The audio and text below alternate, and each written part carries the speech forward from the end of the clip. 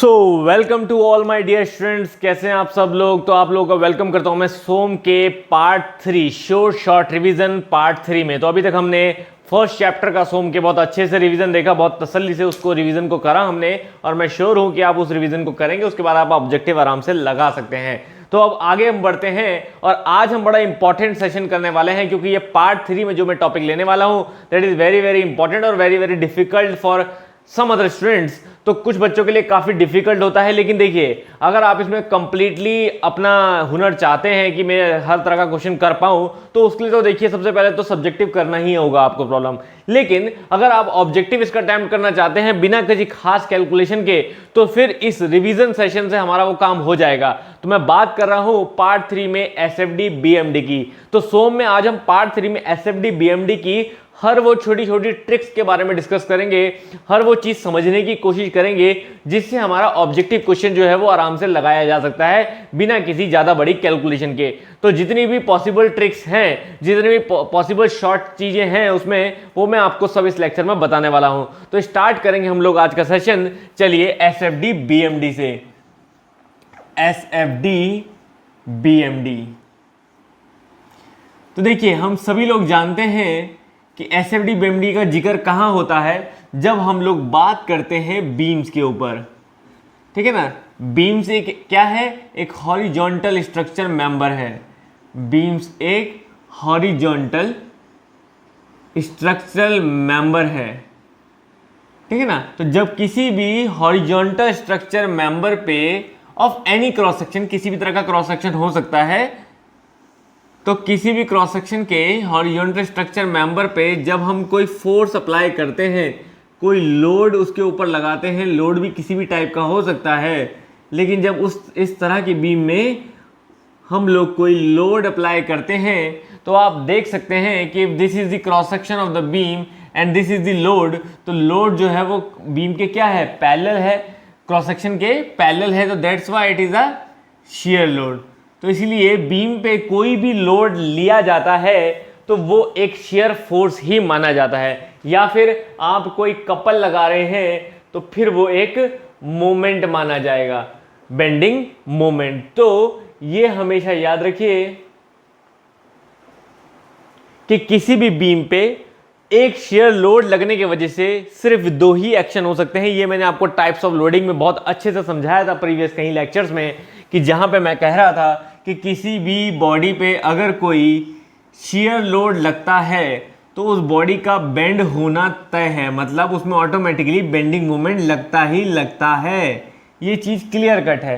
तो इसीलिए जब हम बीम में कोई भी लोड लेते हैं जो कि एक शेयर टाइप रहता है, तो बीम में हमेशा share load plus bending moment लगता ही लगता है। तो अब यहां पे आज इस चैप्टर में हम लोग यही देखने वाले हैं कि ऐसे जो केसेस हैं उनके लिए हम लोग क्या ट्रिक्स समझ सकते हैं, किस चीज को फॉलो अप कर सकते हैं जिससे ऑब्जेक्टिव आराम से करें। और लास्ट के लेक्चर के एंड में मैं आपको वो सभी शॉर्ट केसेस बता दूंगा जो पेपर में 90% ज्यादा पूछे जाते हैं, जिनके ऊपर एसएफडी बीएमडी का क्वेश्चन ज्यादा आता है। वो सारे केसेस में लास्ट में आपको बता दूंगा, करीब 13-14 वो सारे केसेस होंगे, वो सब हम लास्ट में डिस्कस कर लेंगे, ठीक है। तो सबसे पहले यहां पे हम लोग समझते हैं कि शेयर लोड, शेयर फोर्स और बेंडिंग मोमेंट हर बीम के लिए बनाना बहुत जरूरी है। तो इसका मतलब यहां पे तीन चीजों के बीच में रिलेशनशिप बड़ा इंपॉर्टेंट है। रिलेशनशिप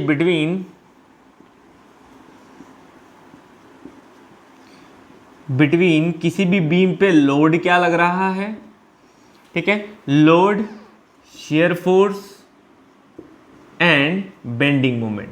याद रखिएगा ये रिलेशन भी जो है वो पेपर के लिए काफी इंपॉर्टेंट रहता है।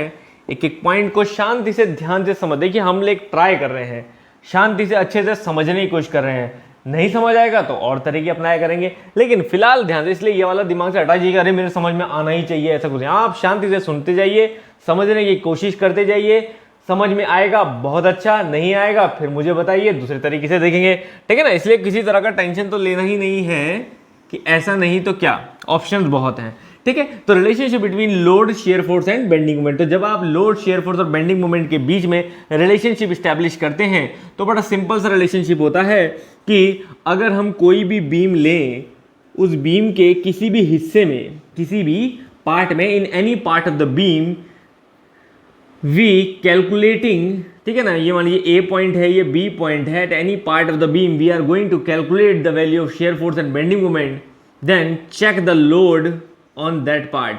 इस पार्ट पे लोड क्या लग रहा है पहले हम उसको चेक करें, ठीक है ना, जिस तरह का भी वो लोड है।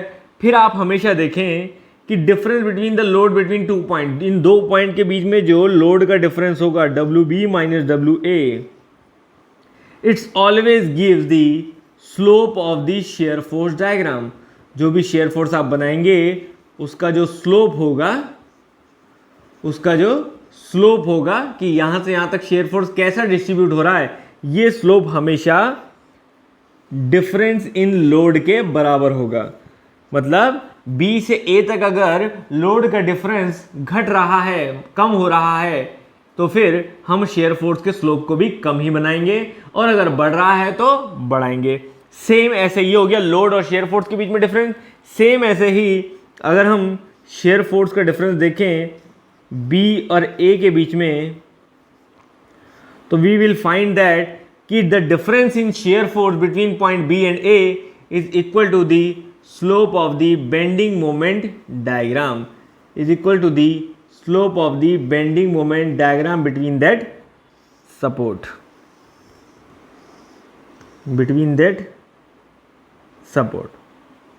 क्लियर है?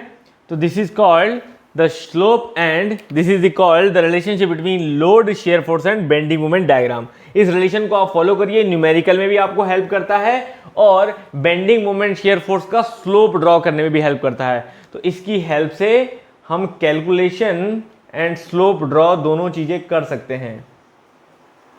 कैलकुलेशन एंड स्लोप ड्रॉ करना सीख सकते हैं। जैसे मैंने यहां बोला ऐसे सेम यहां है कि मीन जब भी आपको कंफ्यूजन होगा, किस तरह का कंफ्यूजन ये मैं बात कर रहा हूं, आइए समझिए। पहले देखिए सिंपल सा इसको अप्लाई करना समझिए पहले, कि मान लीजिए कोई बीम है, किसी बीम में लोड इस तरह का यूवीएल लोड है, ये ए पॉइंट है, ये बी पॉइंट है, ये यूवीएल लोड है, ठीक है ना।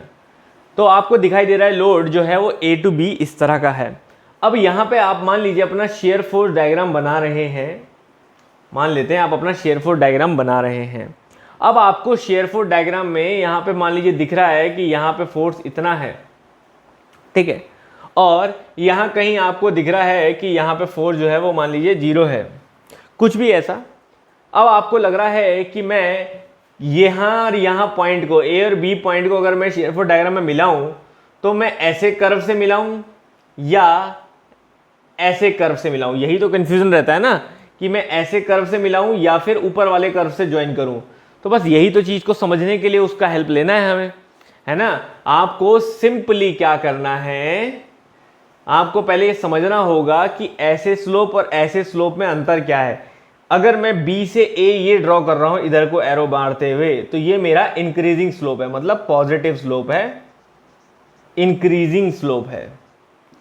अगर मैं बी से ए गिरते हुए जा रहा हूं, तो ये मेरा नेगेटिव स्लोप है, या फिर हम बोले डिक्रीजिंग स्लोप है। अब आपकी मर्जी है, बी से ए जाते हुए आपको नेगेटिव स्लोप बनाना है या इंक्रीजिंग पॉजिटिव स्लोप बनाना है। तो हमने क्या बोला, जब भी शेयर फोर्स डायग्राम में आपको स्लोप का कंफ्यूजन हो, आप लोड को देखिए, बी से ए में जाते हुए लोड बढ़ रहा है कि घट रहा है। अब आप देखेंगे बी से ए में जाते हुए लोड जो है वो घट रहा है, और अगर लोड घट रहा है, बी से ए में जाते हुए लोड घट रहा है, तो बी से ए में जाते हुए शेयर फोर्स का स्लोप भी घटता हुआ होना चाहिए।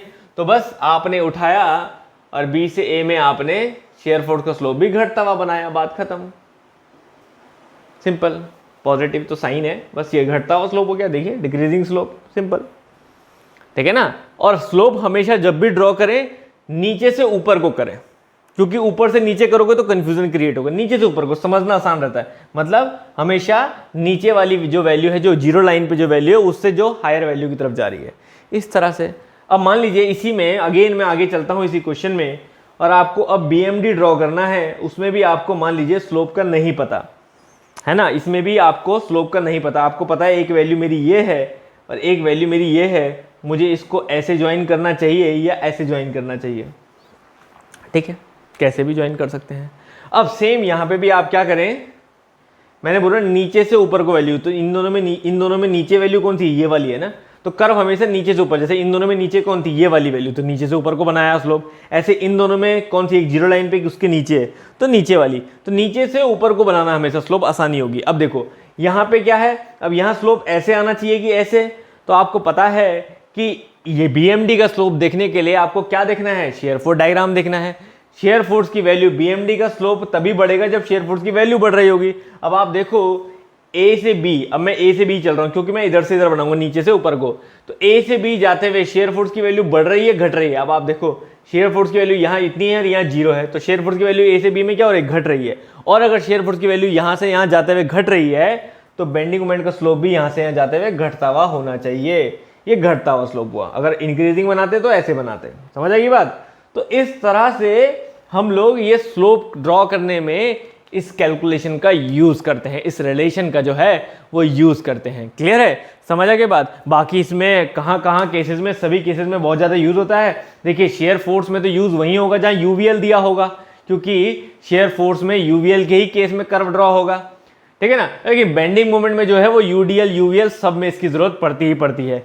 क्लियर है, तो इसको यूज करके देखिएगा, हर क्वेश्चन में कोई दिक्कत नहीं आएगी स्लोप ड्रॉ करने में कभी भी, ठीक है ना। तो ये तो हमने रिलेशनशिप की बात करी। अब थोड़ा सा एक और बेसिक पे जाते हैं कि जब हम बीम्स के बारे में पढ़ते हैं तो हम देखते हैं कि बीम्स जो है वो 2 पार्ट में डिवाइडेड होती है, ठीक है ना। तो जब हम बीम्स की डिटेलिंग पढ़ते हैं तो हम 2 पार्ट में डिवाइड करते हैं। एक हम कहते हैं कि बीम होती है वो जो स्टैटिकली डिटरमाइंड होती है, स्टैटिकली डिटरमाइंड होती है। स्टैटिकली डिटरमाइंड मतलब क्या होता है बच्चों, स्टैटिकली डिटरमाइंड मतलब होता है कि जब हम उसमें कोई भी अननोन रिएक्शन फाइंड आउट करते हैं तो वो हमारी इक्विलिब्रियम इक्वेशन से निकल जाती है। मतलब जैसे कि हम लोग ये कहें कि हमारी कोई कैंटिलीवर बीम है, तो हम सभी को पता है कैंटिलीवर बीम में एक फिक्स सपोर्ट होता है और एक फ्री एंड होता है। जो फिक्स्ड एंड होता है उसमें एक हॉरिजॉन्टल रिएक्शन लग सकती है, एक वर्टिकल रिएक्शन लग सकती है और एक मोमेंट लग सकता है। तो 3 रिएक्शन हुई। तो ये 3 रिएक्शन जो है वो हमारे 3 इक्वेशन से सॉल्व हो जाती है, ठीक है ना। वो हमारी इक्विलिब्रियम इक्वेशंस कौन सी होती हैं, तो हम सभी को पता है कि इक्विलिब्रियम इक्वेशन हम कहीं पर भी पूरे सोम में लगा सकते हैं, जिसमें हम ये कहते हैं कि सभी हॉरिजॉन्टल फोर्सेस का सम इक्वल टू 0, सभी वर्टिकल फोर्सेस का सम इक्वल टू 0 एंड सभी मोमेंट का सम इक्वल टू 0। तो आपको ये ध्यान रखना होगा कि कौन सी रिएक्शंस, कितनी रिएक्शंस हम इन इक्वेशन से सॉल्व कर सकते हैं। तो ये देखिए हॉरिजॉन्टल से सिर्फ एक हॉरिजॉन्टल रिएक्शन ही निकलती है, 2 भी नहीं, सिर्फ एक, ठीक है ना। तो याद रखिए क्या क्या आप कैलकुलेट कर सकते हैं वो मैं शॉर्ट में यहाँ लिख रहा हूं, ठीक है ना। क्या क्या आप निकाल सकते हैं इन इक्वेशन का यूज करके वो मैं शॉर्ट में लिख रहा हूं। हॉरिजॉन्टल से सिर्फ आप एक हॉरिजॉन्टल कैलकुलेट कर सकते हैं, वर्टिकल से सिर्फ एक वर्टिकल कैलकुलेट कर सकते हैं और मोमेंट से सिर्फ एक मोमेंट निकाल सकते हैं। पहली बात, ये 3 चीजें आप इन 3 इक्वेशन का यूज करके कर सकते हैं। अलग अगर आप इनको एक साथ यूज करें तो हॉरिजॉन्टल का किसी के साथ कोई यूज नहीं है। हॉरिजॉन्टल से सिर्फ हॉरिजॉन्टल, अगर कोई हॉरिजॉन्टल फोर्स नहीं लग रहा है तो हॉरिजॉन्टल रिएक्शन का कोई यूज है ही नहीं इक्वेशन का, ठीक है ना। मतलब कहने का मतलब यह है कि किसी भी बीम में अगर कोई वर्टिकल फोर्स है, मोमेंट है, लेकिन हॉरिजॉन्टल फोर्स ही नहीं है तो फिर इस इक्वेशन का कोई यूज ही नहीं है हॉरिजॉन्टल का। मतलब हॉरिजॉन्टल इक्वेशन सिर्फ हॉरिजॉन्टल फोर्स को ही निकालने में काम आती है, ठीक है ना। तो अगर कोई हॉरिजॉन्टल फोर्स निकालना है तो ये एक हॉरिजॉन्टल फोर्स आप इससे निकाल सकते हो। अगर आपको कोई वर्टिकल फोर्स निकालना है तो एक वर्टिकल इसका यूज करके निकाल सकते हो और एक इन दोनों का यूज करके 2 वर्टिकल भी निकाल सकते हो। कैसे, आप लोगों ने ट्राई किया होगा कि आपने वर्टिकल का सम किया, एक इक्वेशन बनती है। जैसे एग्जांपल में बोलूं, ये होती है RA, मानो RA है, ये RB है और ये मैं बोलूं 10 है। तो एक आप वर्टिकल का सम करोगे तो क्या आ जाएगा, RA plus RB is equals to 10। एक इक्वेशन ये आ जाएगी, है ना, जो किससे आई है, वर्टिकल का सम करके। और एक इक्वेशन आ जाएगी मोमेंट लेके किसी A के अबाउट। मान लीजिए A के अबाउट हमने मोमेंट ले लिया तो क्या हो जाएगा, RB इंटू दिस लेंथ, जो भी ये लेंथ होगी, तो RB इंटू L, मानो ये L लेंथ है और ये L/2 है, minus 10 into L/2 is equal to 0। तो इन दोनों इक्वेशन को सॉल्व करके हम लोग RA RB की वैल्यू निकाल सकते हैं। मतलब 2 वर्टिकल रिएक्शन सॉल्व हो सकती हैं, एक वर्टिकल एक वर्टिकल इक्वेशन को यूज करके और मोमेंट के इक्वेशन को यूज करके, ठीक है ना। तो ये मेरी सिंपल सी कैलकुलेशन समझिएगा जो मैं बता रहा हूं, क्या कि जब भी आप किसी बीम के सिस्टम में आप इक्विलिब्रियम कंडीशन लगाते हैं तो उस इक्विलिब्रियम कंडीशन से या तो आप एक हॉरिजॉन्टल, एक वर्टिकल, एक मोमेंट फाइंड आउट कर सकते हैं, या तो आप एक वर्टिकल, एक मोमेंट फाइंड आउट कर सकते हैं, या तो सिर्फ दो वर्टिकल फाइंड आउट कर सकते हैं और कुछ नहीं। इसके अलावा अगर इससे ज्यादा कोई है रिएक्शन, जैसे दो हॉरिजॉन्टल है नहीं निकाल सकते, दो वर्टिकल रिएक्शन है तभी निकाल सकते हो जब ये हो, या तीन वर्टिकल है नहीं निकाल सकते, या एक वर्टिकल दो मूवमेंट है नहीं निकाल सकते, ठीक है ना। तो इसलिए याद रखिएगा जो बता रहा हूं बस यही कैलकुलेट कर सकते हो, बाकी कुछ नहीं। ठंडे दिमाग से सुनो मेरी बात, ठीक है। तो ऐसे में स्टैटिकली डिटरमिनेंट से वही आएंगे जिससे ये सब सॉल्व हो सकता है। जैसे फर्स्ट स्टैटिकली डिटरमिनेंट में आती है कैंटिलीवर बीम। अब देखो वहां चेक करते रहेंगे हम साथ साथ। कैंटिलीवर बीम, कैंटिलीवर बीम होती है जिसका एक एंड फिक्स और एक एंड फ्री होता है। अब आपको पता है कि जो एंड फिक्स है उसमें एक हॉरिजॉन्टल फोर्स लग सकता है, एक वर्टिकल रिएक्शन लग सकती है और एक मोमेंट जो है वो लग सकता है, मोमेंट रिएक्शन। तो देखो एक हॉरिजॉन्टल, एक वर्टिकल, एक मोमेंट, तीनों निकल सकते हैं इससे। तो फिर ये बीम कैसी हो गई? कैंटिलीवर बीम स्टैटिकली डिटरमाइंड हो गई, है ना। सेकंड में बोलूं simply supported beam, simply supported beam. तो सिंपली सपोर्टेड बीम में क्या है? देखो एक वर्टिकल रिएक्शन यहां होती है, एक वर्टिकल रिएक्शन यहां होती है। अब देखो कितनी हो गई? दो वर्टिकल हो गई। दो वर्टिकल निकल सकती है, बिल्कुल निकल सकती है। तो फिर ये भी क्या हो गई? स्टैटिकली डिटरमाइंड बीम हो गई। समझ आ रही है बात? ये भी हो गई हमारी स्टैटिकली डिटरमाइंड बीम्स, ठीक है। और जो नहीं निकल सकती उन्हें बोलते हैं हम स्टैटिकली अनडिटरमाइंड बीम्स, ठीक है ना। जैसे कि थर्ड में बोलूं तो अब यहां पे मैं बोलूं स्टैटिकली अनडिटरमाइंड, जो नहीं निकल सकती, मतलब रिएक्शन इनसे ज्यादा होगी जिसमें। तो जैसे उसके एग्जांपल अगर हम बोलें तो सबसे पहले मान लीजिए हमने लिया, दैट इज पहला इसमें मैं ले रहा हूं जैसे कंटिन्यूअस बीम।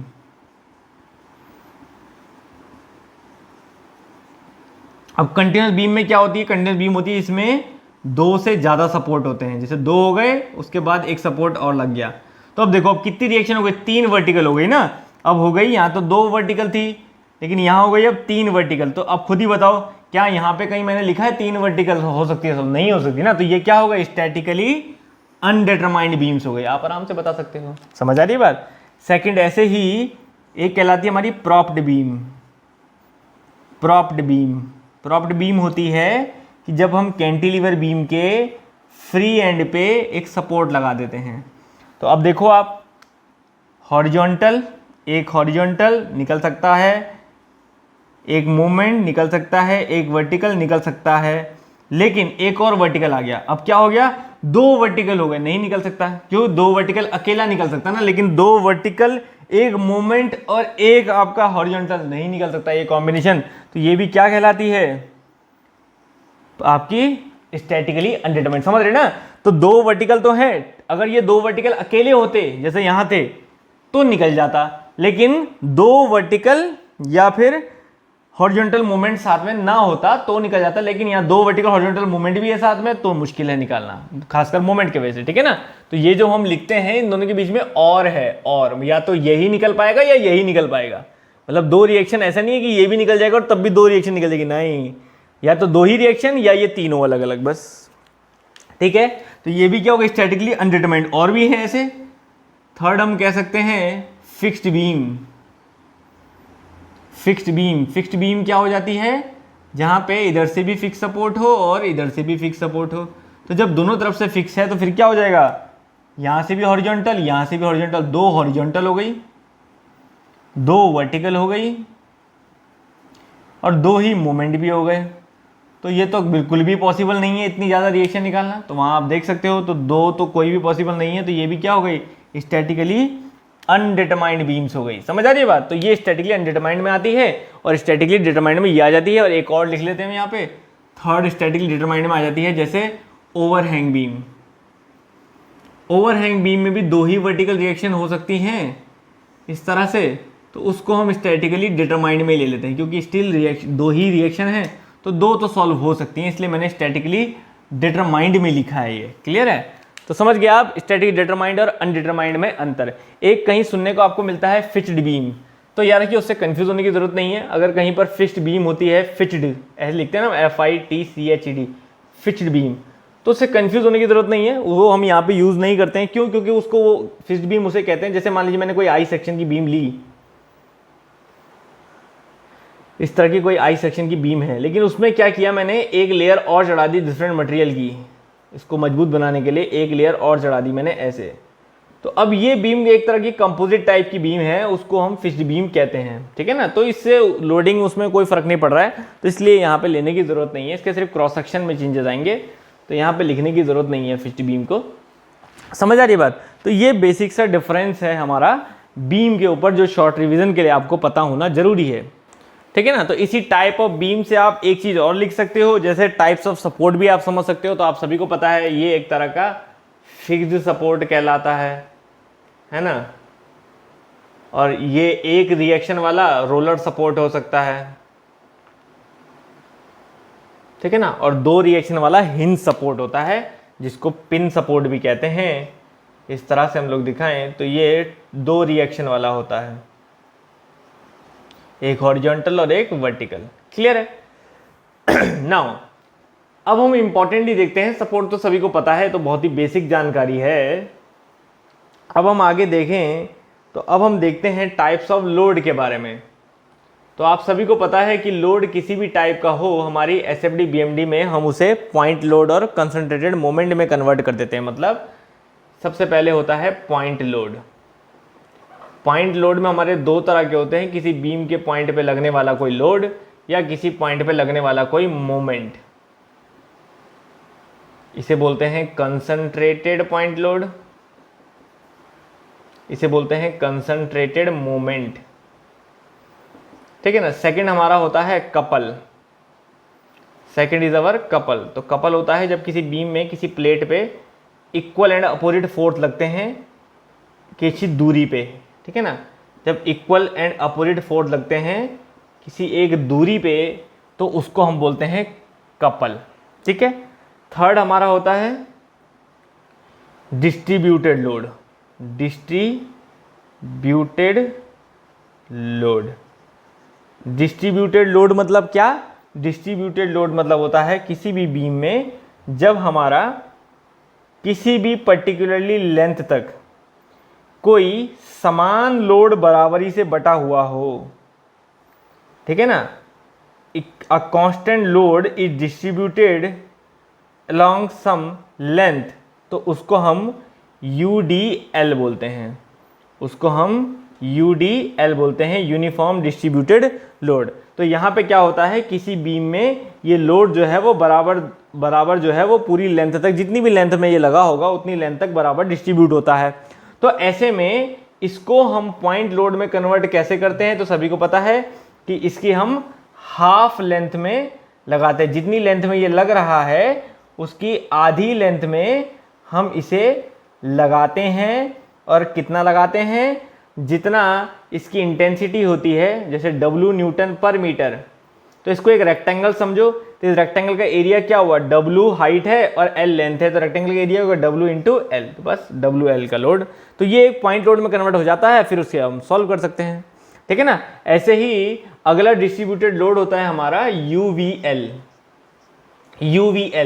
UVL होता है जो बढ़ते क्रम में होता है या घटते क्रम में बोलो, जो मतलब वेरी करते हुए होगा, इसलिए उसे बोलते हैं यूनिफॉर्मली वेरिंग लोड। यूनिफॉर्मली मतलब एक सिरे से बराबर वेरी करता हुआ होगा, उसकी भी वैल्यू लिखी रहती है W न्यूटन पर मीटर में।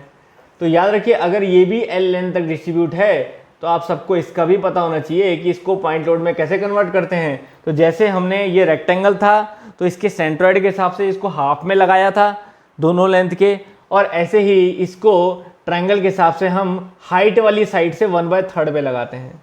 तो इधर हाइट है, इधर हाइट होगी तो इधर वाली साइड से 1/3, इधर हाइट होगी तो इधर वाली साइड से 1/3 पे लगाएंगे। तो यहाँ से जैसे ये L/3 पे लग जाता है और बचा हुआ डिस्टेंस 2L/3 हो जाता है, ठीक है। और ये कितना लगता है, जैसे वहां हमने रेक्टेंगल का एरिया लिया था, यहाँ ट्रायंगल का एरिया लो। ट्रायंगल का एरिया क्या होता है, हाफ इंटू बेस कितना L और हाइट कितनी है W, तो यहाँ पे हो जाएगा WL/2 का लोड 1/3 फ्रॉम हाइट साइड यहाँ से लगता है। तो इस तरह से हम लोग सभी लोड को जो है वो डिस्ट्रीब्यूट कर सकते हैं पॉइंट लोड और कंसंट्रेटेड लोड में।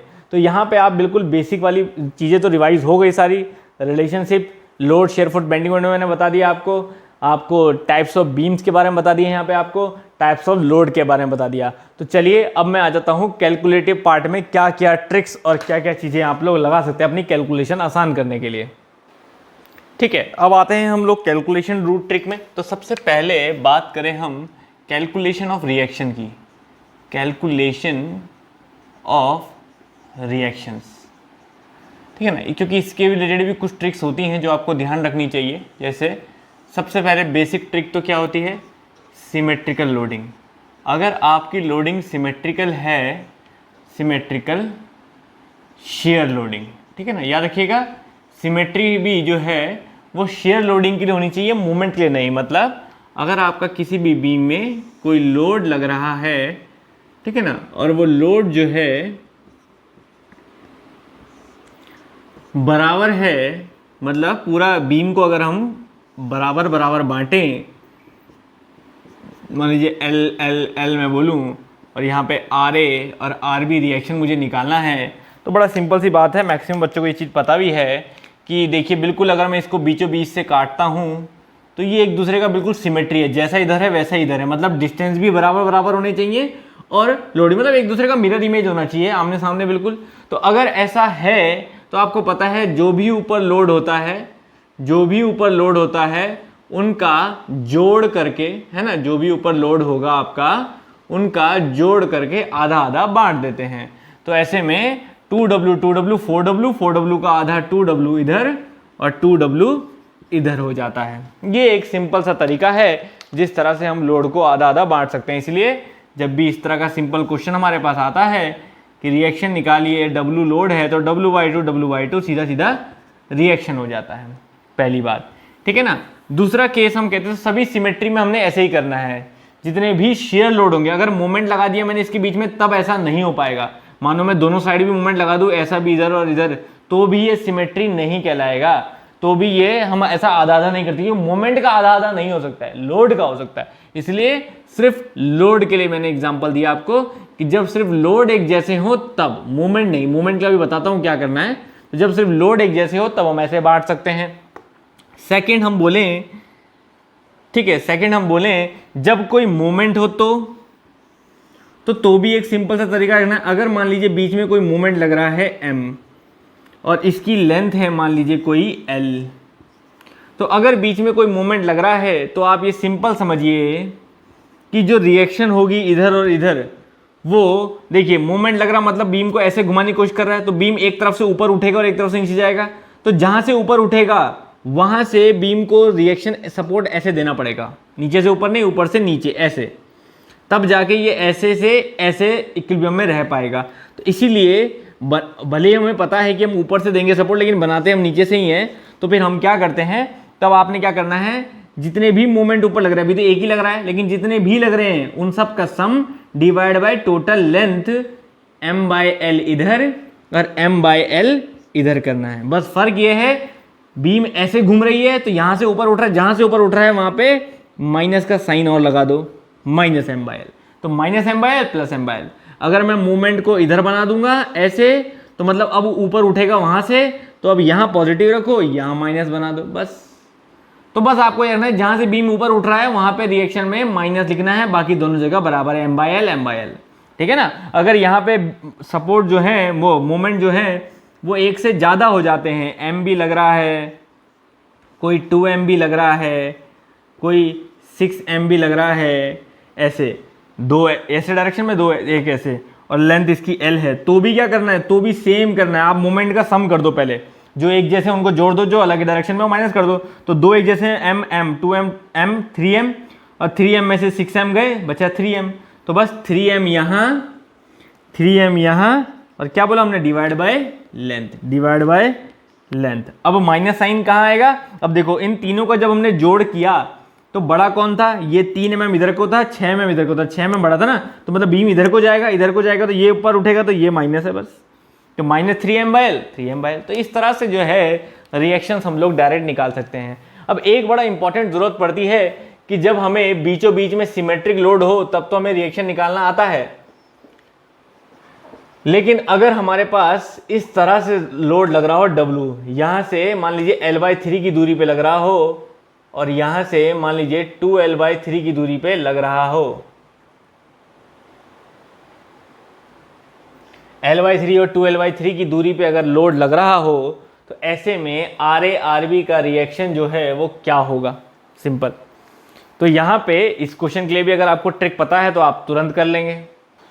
तो इस तरह की प्रॉब्लम का बच्चों मैंने सिंपल सा साधारण तरीका आप लोगों को बताया, क्या था कि जब भी आपको रिएक्शन निकाल रहे हो, मान लीजिए आप RA इधर वाली रिएक्शन लिख रहे हो और RB इधर वाली रिएक्शन लिख रहे हो, तो सिंपल सा शॉर्टकट मेथड बताया था कि जो भी लोड ऊपर है, इधर की रिएक्शन लिख रहे हो तो जो भी लोड ऊपर है उससे दूसरे वाले सपोर्ट तक का डिस्टेंस, मतलब उस लोड का दूसरे सपोर्ट तक कितना डिस्टेंस है उसको मल्टीप्लाई करो और होल लेंथ जो है आपकी L उससे डिवाइड करो। सिंपल, क्या बोला हमने, तो RA अपने आप निकल के आ जाएगा। क्या बोला हमने, अगर आप RA निकाल रहे हो तो load into distance from other support, load का डिस्टेंस अदर सपोर्ट से कितना है 2L/3 divide by total length that is L। तो L से L कैंसिल आउट हो जाएगा, क्या आ जाएगा 2W/3, सिंपल। तो RA आ गया 2W/3, ठीक है ना। ऐसे ही RB निकालना है तो वैसे तो W में से माइनस कर दो अपने आप आ जाएगा, लेकिन फिर भी सेम चीज, लोड इनटू दूसरे सपोर्ट से डिस्टेंस, अब ये निकाल दो तो इस सपोर्ट से डिस्टेंस कितना है L/3 divide by total length, ठीक है ना, कितना हो गया W/3। और डायरेक्ट भी कर सकते थे, एक 2W/3 था तो W में से माइनस करेंगे तो ये W/3 ऐसे भी लिख सकते हैं। तो ये बड़ा इंपॉर्टेंटली बहुत ज़्यादा यूज होता है, ठीक है ना। तो याद रखिए सिमेट्रिक हम UDL में भी सेम कर सकते हैं और UDL को जब हम पॉइंट लोड में कन्वर्ट करें तो भी ऐसे भी कर सकते हैं UVL को। तो ये UVL में भी काम आता है, क्योंकि UVL में जब हम किसी पॉइंट लोड को कन्वर्ट करते हैं ना, जैसे UVL होता है, तो UVL को जब हम किसी पॉइंट लोड में कन्वर्ट करते हैं तो वो कहाँ आता है 1/3 यहाँ पे आता है, तो उसमें तो ये वाला मेथड यूज होता है बहुत ज़्यादा। और जब हम UDL को पॉइंट लोड में कन्वर्ट करते हैं तो फिर वो सिमेट्री वाला यूज होता है, क्योंकि सेंटर में आता है। तो ये दोनों का रिएक्शन कैलकुलेशन में बहुत ज़्यादा यूज है जो आपको करना है, ठीक है ना। तो ये बेसिक तरीके से आपको बड़ी हेल्प मिलती है रिएक्शंस वगैरह कैलकुलेट करने में। तो मैंने मूवमेंट के लिए बताया, पॉइंट लोड के लिए बताया, और अगर पॉइंट लोड इधर उधर है तो उसके लिए भी कैसे रिएक्शन निकालेंगे वो आपको यहाँ पे बताया। चलिए अब आ जाते हैं SFD BMD के नेचर पे। नाउ अब एक बेसिक सी बात समझते हैं, नेचर समझते हैं, कर्व्स और लाइंस का नेचर किस तरह का होता है। देखिए अब जब भी हम बात करते हैं लोड्स की कि टाइप ऑफ लोड हमारा किस तरह का होता है, तो उस टाइप ऑफ लोड के हिसाब से हमें समझना होगा कि शेयर फोर्स डायग्राम हमारा किस तरह का होगा और बेंडिंग मोमेंट डायग्राम हमारा किस तरह का होगा, ठीक है। एक तो रहेगा हमारा ये समझने वाली चीज, दूसरी हमारी रहती है नेचर ऑफ कर्व, तो वो मैं आपको साथ साथ इसी में बता दूंगा, ठीक है ना, साथ साथ इसी में हम लोग वो डिस्कस कर लेंगे, ठीक है, क्योंकि ये हमें सबसे ज्यादा हेल्प करेगा ऑब्जेक्टिव को अटेम्प्ट करने में। This is very very important for any type of objective को आप सिर्फ देख के पहचान पाएं, क्योंकि देखिए ऑब्जेक्टिव में आता क्या है, यही तो आता है, कोई लोडिंग डायग्राम देते हैं, मानो उसका SFD आपको पहचानना है, 4 ऑप्शन दिए हैं, उसका BMD आपको पहचानना है, ठीक है ना, या SFD दिया है उसका BMD पहचानना है, या BMD दिया है उसका SFD पहचानना है। तो अगर वो केसेस स्टैंडर्ड है तब तो बहुत आसानी से पहचान में आ सकते हैं, स्टैंडर्ड केस में आपको कराऊंगा, लेकिन अगर स्टैंडर्ड नहीं है तो भी आपको कैसे पहचानना है वो आप सिंपली यहां से देख सकते हैं। देखिए अब लोड में कुछ भी नहीं है तब तो 0 0 समथिंग कुछ भी नहीं है, लेकिन अगर लोड में किसी बीम में पॉइंट लोड लगे हैं, ठीक है ना, उनकी वैल्यूज कुछ भी हो सकती है, लेकिन बिटवीन 2 पॉइंट लोड्स, ये चीज याद रखिएगा, बिटवीन 2 पॉइंट लोड्स, तो ऊपर भी जा सकते, नीचे एरो कहीं भी हो, उससे मतलब नहीं है, साइन कुछ भी लें आप, उससे कोई मतलब नहीं है, लेकिन between 2 point load, 2 point load के बीच में शेयर फोर्स हमेशा कांस्टेंट लाइन ही ड्रॉ होता है। ये आपको बात ध्यान रखनी है, मतलब इस तरह का रेक्टेंगल टाइप कांस्टेंट लाइन ही ड्रॉ होता है। मतलब 2 पॉइंट लोड हैं तो शेयर फोर्स हमेशा उनके बीच में कांस्टेंट ही चलेगा। मानो 20 है, एक पॉइंट लोड 30 है, तो ये मान लीजिए बीम में ये 20 है और ये 30 है। अब इसके लिए मैं शेयर फोर्स डायग्राम बना रहा हूँ, तो शेयर फोर्स डायग्राम यहाँ से अगर मैं स्टार्ट कर रहा हूँ, ये 20 है, फिर ये कांस्टेंट चलेगा 20 पे, फिर ये 30 हो जाएगा, फिर ऐसे चलेगा। तो 20 और 30 के बीच में क्या चला? कांस्टेंट, बिल्कुल ठीक है ना। तो ये मेरा कहने का मतलब है। तो अगर ये कांस्टेंट है तो याद रखिए BMD हमेशा 1 डिग्री ऊपर होता है, 1 डिग्री अबव होता है। अगर ये कांस्टेंट है तो कांस्टेंट मतलब क्या होता है? कांस्टेंट मतलब होता है x की पावर 0, जिसकी कोई पावर नहीं, कांस्टेंट। जैसे 1 2 3 ये कांस्टेंट हुआ, ये वैल्यू डिस्टेंस के हिसाब से वेरी नहीं कर सकती, कांस्टेंट x की पावर 0। तो फिर 1 डिग्री अबव मतलब 1 डिग्री अबव मतलब x की पावर 1, तो वो क्या हो गया? लीनियर। वो हो गया लीनियर x की पावर 1 मतलब इंक्लाइंड स्ट्रेट लाइन, इंक्लाइंड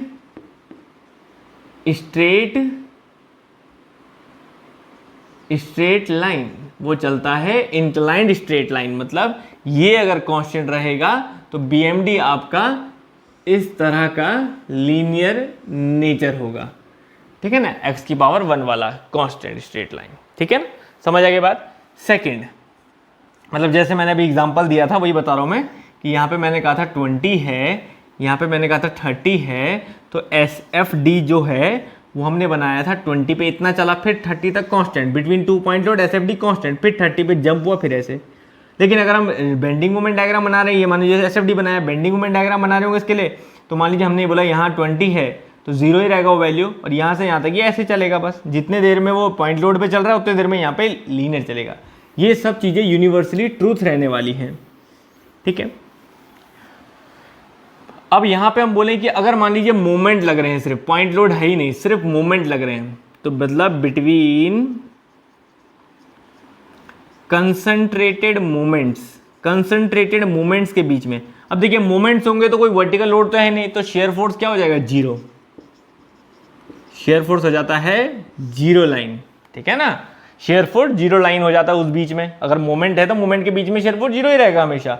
लेकिन शेयर फोर्स 0 तो BMD 1 डिग्री ऊपर, BMD कांस्टेंट, तो BMD जो है वो कांस्टेंट नजर आता है। जब भी मैं इसका कभी ऑब्जेक्टिव सेशन लेके आऊँगा बहुत अच्छा, तो वहाँ पे आप ये सब चीज़ें आराम से देख सकते हैं, ठीक है ना। It will become constant. समझ आई बात। थर्ड, ठीक है, पॉइंट लोड हो गया, मोमेंट हो गया। नाउ अब हम बोले UDL।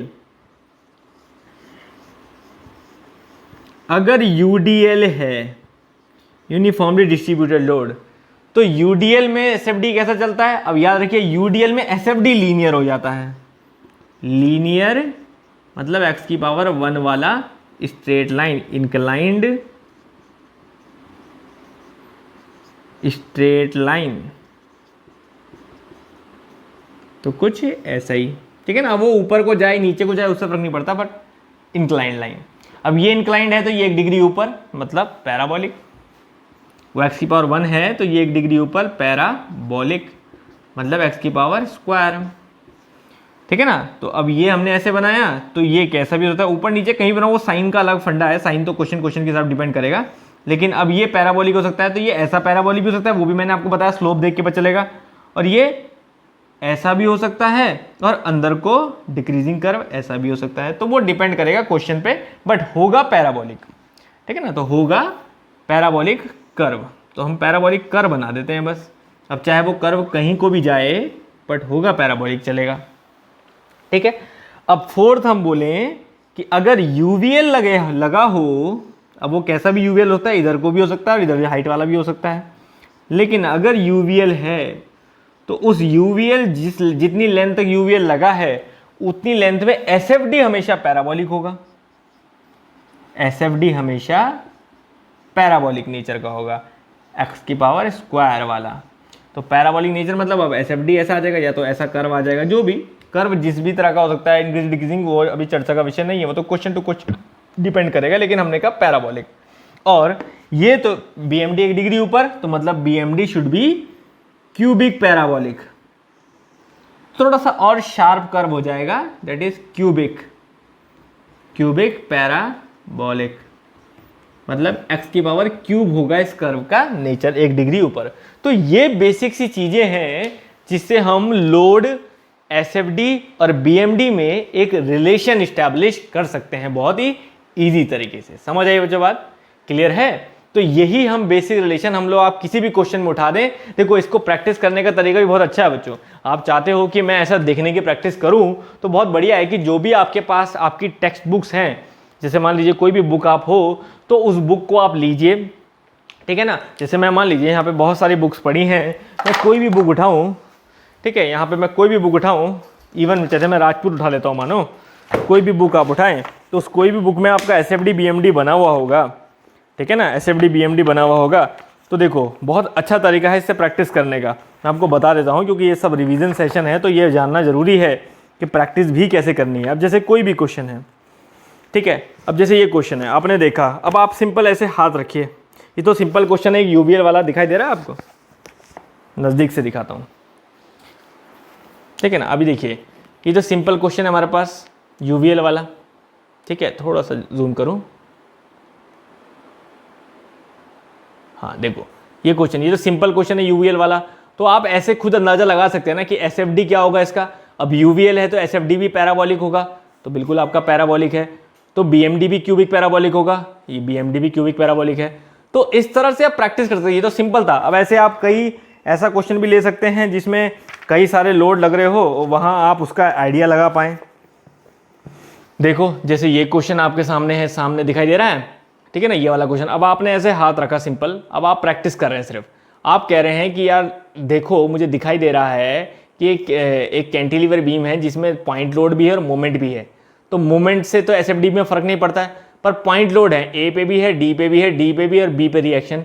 तो ए से डी तक, डी से बी तक जो है वो कांस्टेंट चलेगा एसएफडी। तो देखो ए से डी तक भी कांस्टेंट चला, फिर लोड बढ़ा, फिर कांस्टेंट चला, तो ये इसका नेचर जो है वो कांस्टेंट ही रहा। और बीएमडी, एसएफडी कांस्टेंट है तो बीएमडी क्या होना चाहिए, बीएमडी जो है आपका वो लीनियर होना चाहिए। तो बीएमडी देखो पूरा डायग्राम में लीनियर है, लीनियर लीनियर इंक्लाइन लाइन दिख रही है सारी, है ना।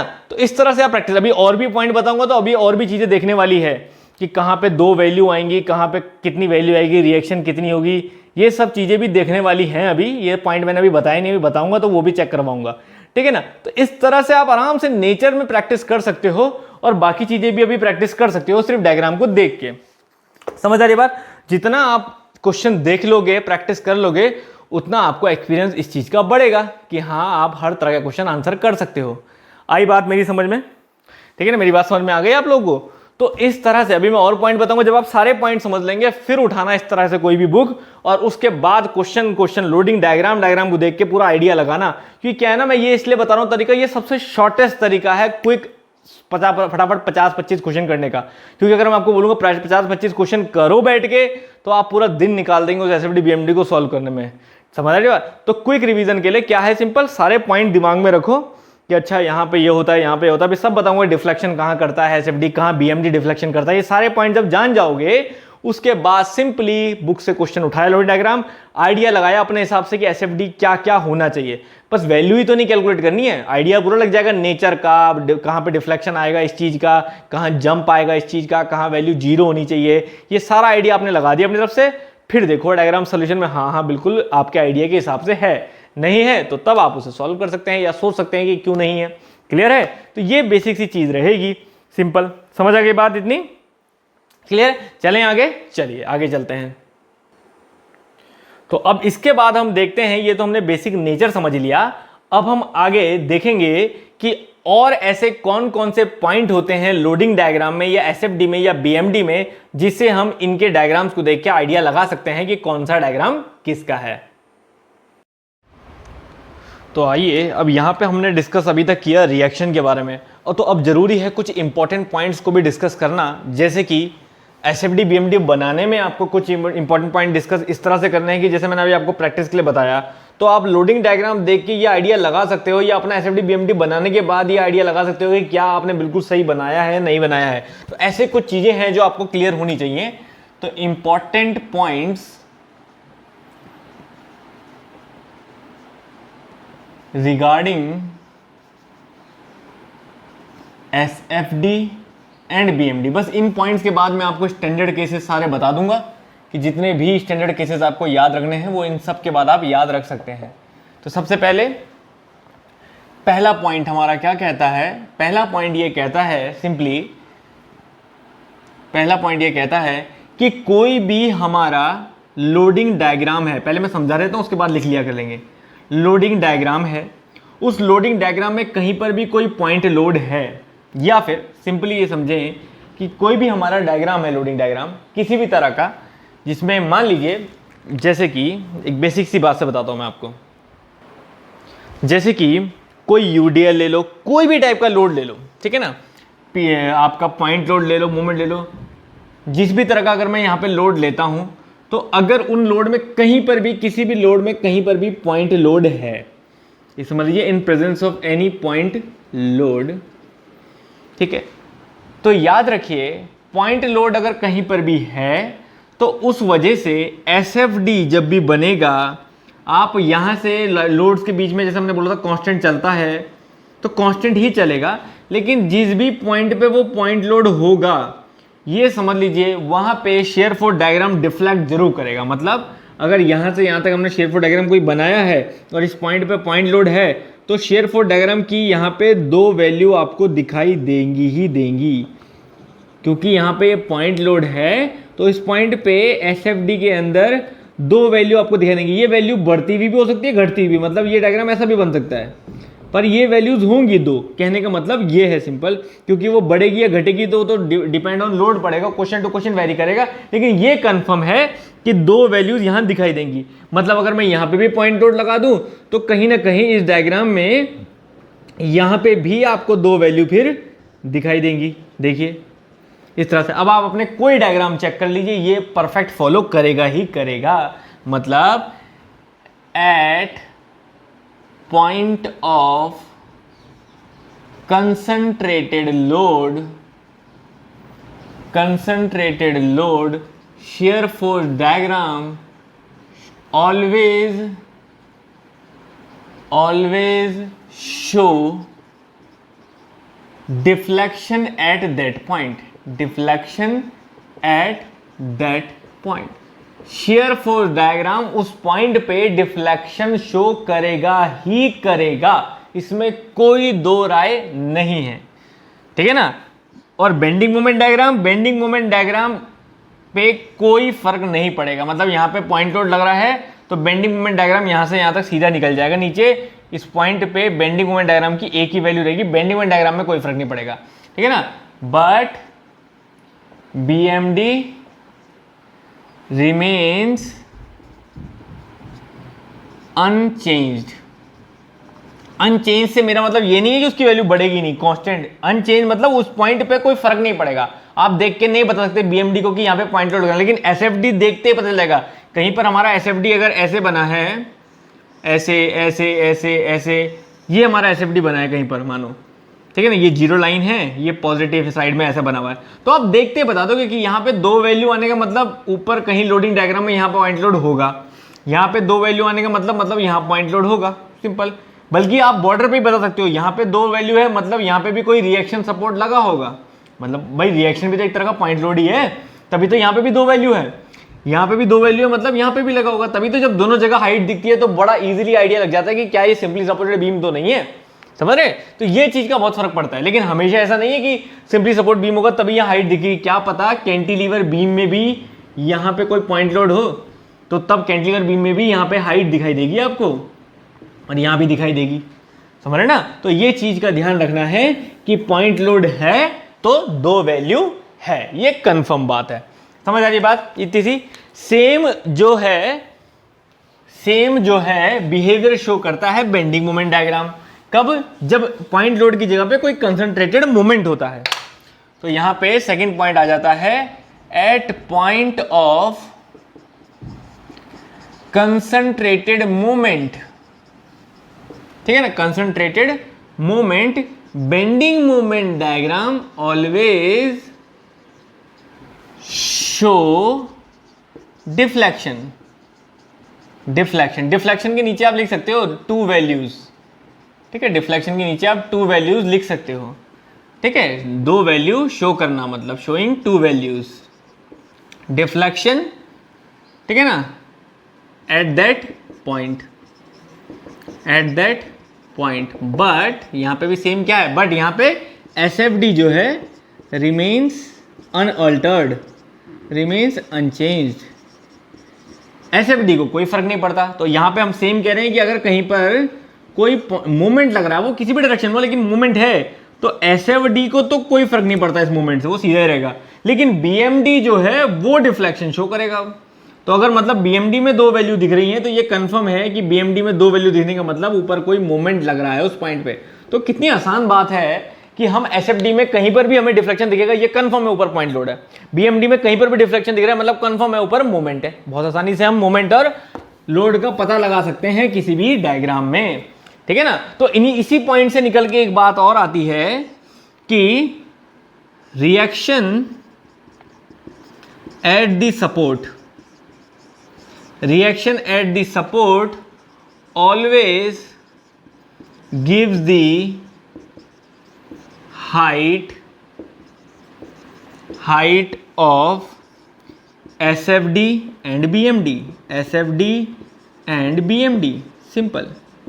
समझो इस पॉइंट को भी, ठीक है। और बच्चों ऐसा नहीं है जैसा मैं लिखा रहा हूं कि आप ऐसे ही लिखें। आपको मैंने हर बार बोला है कि नोट्स को ऐसे मत बनाओ कि बिल्कुल स्टैंडर्ड जैसा मैं बताया वैसा लिखा। आपके समझ आना चाहिए। जितना अच्छा, क्या पता मेरे बताने से ज्यादा अच्छा आप किसी पॉइंट को समझे हैं तो आप उसे अपनी लैंग्वेज में लिखिए कि भैया ऐसा होता है, ऐसा करना है।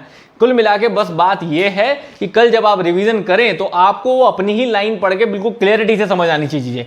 ये नहीं कि सर ने लिखा है उसी लैंग्वेज को वैसे लिखिए, जैसा आपके समझ आ रहा है आप लिखें उस पॉइंट को कि वैसा वैसा। वो नोट्स आपके पढ़े हुए होने चाहिए, आपके समझ में आने चाहिए।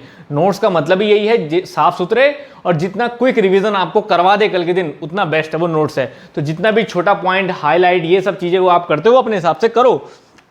तो इसलिए मेरी सिर्फ बात को समझो, मैं कैसा लिख रहा हूं उससे मतलब नहीं। Reaction at the support always gives the height of SFD and BMD। क्या बोल रहे हैं कि सपोर्ट पे जो भी रिएक्शन होती है वही SFD और BMD की हाइट होती है। जैसे एग्जांपल में बोलूं कि मान लीजिए यहां पे एक W का लोड लग रहा है, तो फिर वर्टिकल रिएक्शन कितनी होगी इस क्वेश्चन में? इस क्वेश्चन में वर्टिकल रिएक्शन कितनी होगी? वर्टिकल रिएक्शन भी W ही होगी इस क्वेश्चन में।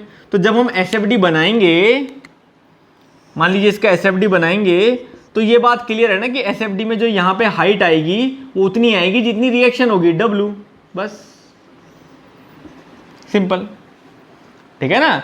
ऐसे ही सेम जब मैं इसका मूवमेंट BMD बनाऊंगा, इसी क्वेश्चन का BMD बनाऊंगा, अगर मैं मान लीजिए L लेंथ है तो मूवमेंट रिएक्शन क्या होगी इसकी? यहाँ पे जो मूवमेंट लगेगा रिएक्शन वो कितनी होगी? W into L, WL। तो ये एक बात क्लियर है, जब आप इसका BMD बनाओगे तो यहाँ पे तो वैल्यू 0 आएगी और यहाँ पे कुछ हाइट आएगी, और वो हाइट कितनी होगी? जितनी मूवमेंट रिएक्शन है, सिंपल, WL, सिंपल है ना। तो इसलिए ये पता चलता है कि जब हमें रिएक्शन निकालना अगर आता है तो ऑटोमेटिकली हमारे कुछ क्वेश्चन डायरेक्ट हो जाते हैं। आपको पता है कि भैया यहाँ ट्रायंगल बनना और यहाँ हाइट रिएक्शन के बराबर होनी है, यहाँ रेक्टेंगल बनना और हाइट जो है वो रिएक्शन के बराबर होनी है, सिंपल। तो इसीलिए तो हम कह रहे हैं कि मूवमेंट रिएक्शन बताती है BMD की हाइट और वर्टिकल रिएक्शन बताती है SFD की हाइट। समझ रहे हैं? तो SFD की हाइट कौन बताएगा? SFD की हाइट बताएगी वर्टिकल रिएक्शन। BMD की हाइट कौन बताएगी? Moment reaction. तो मतलब जिस सपोर्ट पे मोमेंट रिएक्शन नहीं होती है वहां BMD की हाइट भी नहीं होती है। जैसे एग्जांपल बोलो, एग्जांपल जैसे सिंपली सपोर्टेड बीम। अब देखो आप किसी भी सिंपली सपोर्टेड बीम में यहां पे भी कोई मोमेंट रिएक्शन नहीं है, यहां पे भी कोई मोमेंट रिएक्शन नहीं है। अब मैं कोई भी लोड लगाऊं तो आपको पता है जब यहां भी कोई मोमेंट रिएक्शन नहीं है, यहां भी, तो BMD में क्या होगा? BMD में यहां पे मान लीजिए मैं कुछ भी बनाता हूं, तो यहाँ पे भी 0 वैल्यू, यहाँ पे भी 0। इसलिए आपको पता चलता है कि BMD में जितने भी सिंपली सपोर्ट बीम के BMD बनते हैं उनमें यहाँ और यहाँ वैल्यू 0 होती है। कब तक? जब तक यहाँ पे कोई मोमेंट ही ना लग जाए। अगर मैंने कोई मोमेंट लगा दिया तो तब अब यहाँ पे 0 नहीं होगा, अब यहाँ पे कोई हाइट आ जाएगी, इस तरह से, है ना, इस तरह से ये हाइट आ जाएगी। तो बस ये सिंपल सी बातें समझनी है, ठीक है ना। तो जो भी मेरी बात है अगर एक लेक्चर में आपको नहीं भी समझ आती तो आराम से दोबारा से थोड़ी देर बाद लेक्चर को रिपीट करो और अच्छी समझ में आएगी। लेक्चर को रिपीट करो और अच्छी, मतलब देखो इस तरह की मेहनत करने में कोई दिक्कत नहीं है। सच को एक्सेप्ट करो, अगर आपके नहीं समझ रहा दोबारा देखो, दोबारा समझो उस चीज को, है ना। तो ये बेसिक सी एक बात है जिससे आपको सोल्व करना होता है। डस्टर कहा गया, ठीक है। समझ आ गई बात? तो ये 2-3 पॉइंट क्लियर हो गए आपको ना। अब एक और इंपॉर्टेंट पॉइंट लिखें जो आपका ऑब्जेक्टिव क्वेश्चन रहता है अपने आप में, क्या? The point where bending moment diagram changes its sign, है ना, सभी को पता है ये पॉइंट भी, चेंजेस इट्स साइन। वो पॉइंट जहां पे बेंडिंग मोमेंट डायग्राम अपना साइन चेंज करता है, उस पॉइंट को हम क्या बोलते हैं? Changes its sign, that is called point of contraflexure, that is called point of contraflexure.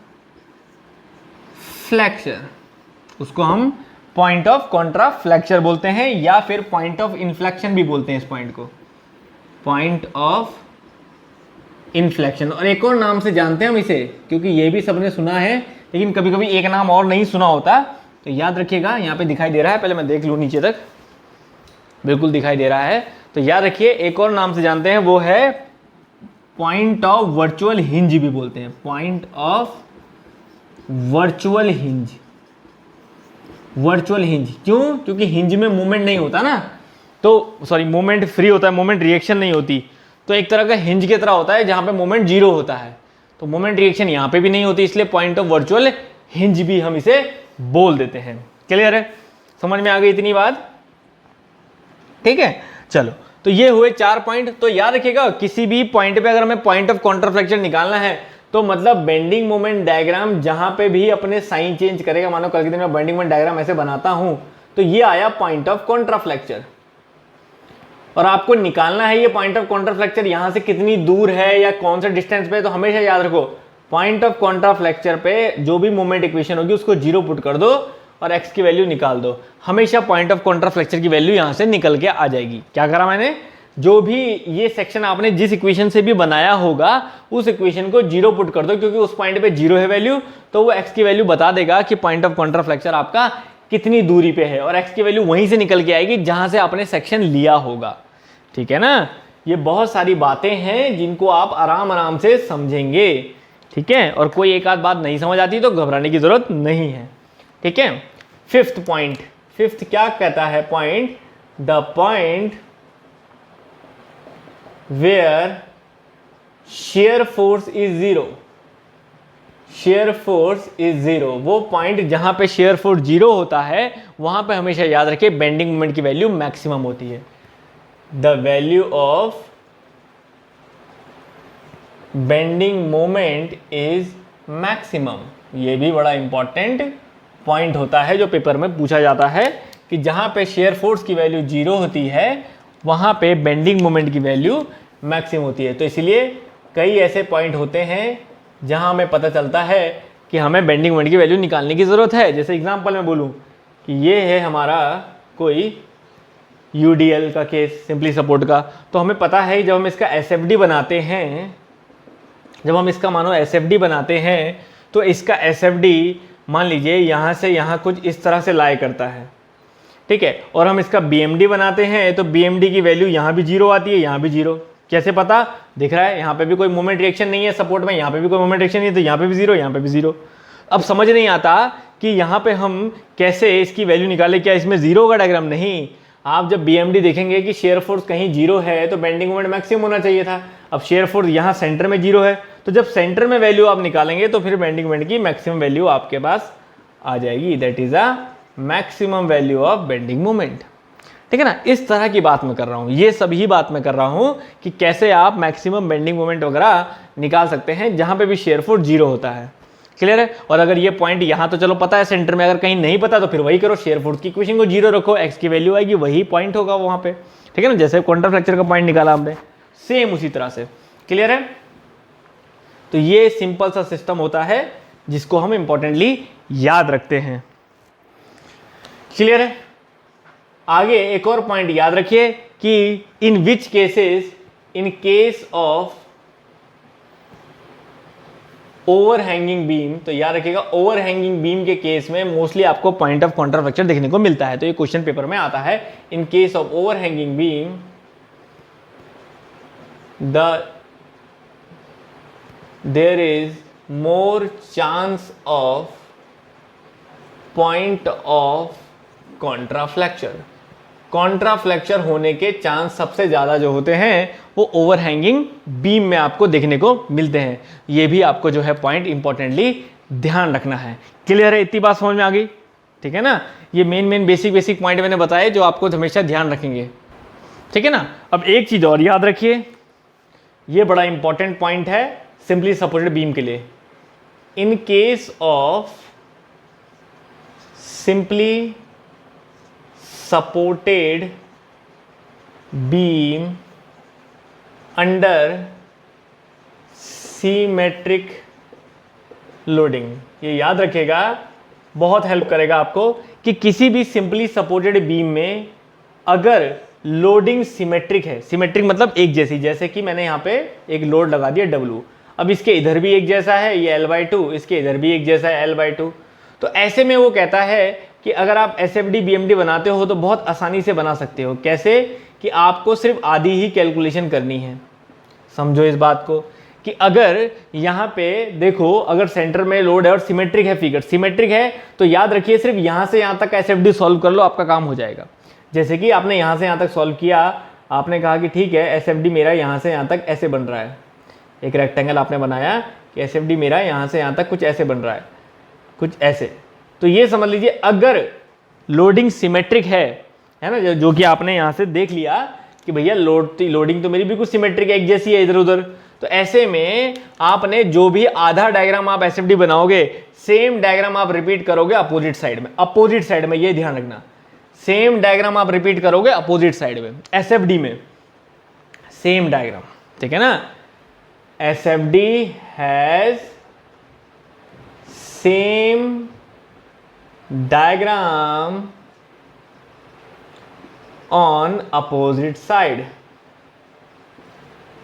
ठीक है ना? मेरी बात को ऐसे ही समझना, मैंने पॉइंट बहुत अच्छे से नहीं लिखा है, लेकिन समझना कि हाफ साइड में जितना डायग्राम होगा उसके अपोजिट साइड में वैसा ही डायग्राम बनेगा सिमेट्रिक के केस में बस। और अगर BMD की बात करें तो हाफ डायग्राम आपका मान लीजिए ऐसे बनता है इतना, तो सेम डायग्राम बनेगा अपोजिट साइड में नहीं, लेकिन सेम साइड में, उसी साइड में ऐसे, तो ये BMD हो जाता है। हर केस आप देख लीजिए SFD में याद रखना, सिमेट्रिक सिंपली सपोर्ट बीम में सिमेट्रिक लोडिंग अगर है, चाहे 10 लोड क्यों ना लगे हो, लेकिन अगर सिमेट्रिक है तो आधा डायग्राम जैसे बनेगा SFD में, वही सेम डायग्राम अपोजिट साइड में बनेगा रिपीट। ठीक है? अगर BMD की बात करें तो आधा डायग्राम जैसे बनेगा सेम साइड में, वही सेम डायग्राम वैसे ही बनेगा। कोई और एग्जांपल भी आप ले सकते हैं, कोई और एग्जांपल भी हम यहां पे ले सकते हैं, जैसे कि एक्सेप्शन एक दो होते हैं जो इस बात को नहीं मानते हैं, लेकिन आप देख सकते हैं, जैसे कि हमने यही वाला एग्जांपल लिया था अभी। तो अब यहाँ पे आपने देखा था अभी SFD बनाया था मैंने, तो SFD मैंने ड्रॉ किया, तो SFD कैसे आया, यहाँ से कुछ यूँ आया, यहाँ से कुछ यूँ आया, तो अब देखो यही सेम उधर रिपीट होना चाहिए अपोजिट साइड में, तो ये ऐसे बन गया था, है ना? BMD हमने बनाया था तो यहाँ से ऐसे बना था, सेम रिपीट होना चाहिए, ऐसे बन गया, तो देखो BMD सेम रिपीट हुआ है। देखो सिमेट्रिक फिगर अगर है, फिगर अगर सिमेट्रिक है, SFD अपोजिट साइड में रिपीट हुआ है, BMD सेम साइड में रिपीट हुआ है। तो ये बहुत आसानी से इस तरह के पॉइंट से हमारे क्वेश्चन हो सकते हैं। ठीक है ना? तो यहां पे ये पॉइंट भी मैं लिख देता हूं, BMD has same diagram on same side. ठीक है ना? बात को आप एग्जांपल से समझ गए होंगे। क्लियर है? समझ आ गई बात? तो SFD अपोजिट साइड में रिपीट करता है, और जब अपने नोट्स बनाएंगे तो ये एग्जांपल भी जरूर ड्रॉ करें उसमें साथ साथ, ताकि आपको बात और अच्छे से क्लियर रहे। ठीक है ना? बाकी मैंने रिएक्शन के सारे पॉइंट आपको बता दिए। बस अब जो इससे पहले वाला चार्ट बनाया था, ये सारे पॉइंट हो गए, और जो रिएक्शंस वाले पॉइंट बनाए, इन सब बातों को ध्यान में रखते हुए आप आराम से कोई भी क्वेश्चन जो है वो लगा सकते हैं। तो इसी बेसिस पे मैं आपको कुछ स्टैंडर्ड केसेस इसमें इंक्लूड कर देता हूं। स्टैंडर्ड केसेस में याद रखो, लोडिंग डायग्राम, SFD, BMD और आपके मैक्सिमम बेंडिंग मोमेंट की वैल्यू, ये तीन चीजें आपको बहुत अच्छे से पता होनी चाहिए। ठीक है ना। मैं वो सारे केस इसमें इंक्लूड कर रहा हूं। जो मेरा एसएफडी है, लोडी डायग्राम ऐसा है तो उसका एसएफडी कैसा होगा, एसएफडी ऐसा है तो बीएमडी कैसा होगा, बीएमडी ऐसा है तो मैक्सिमम बेंडिंग मोमेंट की वैल्यू क्या होगी। ठीक है ना। तो ये मैंने लेक्चर ऑलरेडी प्रिपेयर किया हुआ, मैं इसके साथ अटैच कर रहा हूं। ये शॉर्ट लेक्चर आपको पूरा का पूरा उसके साथ ही मिल जाएगा।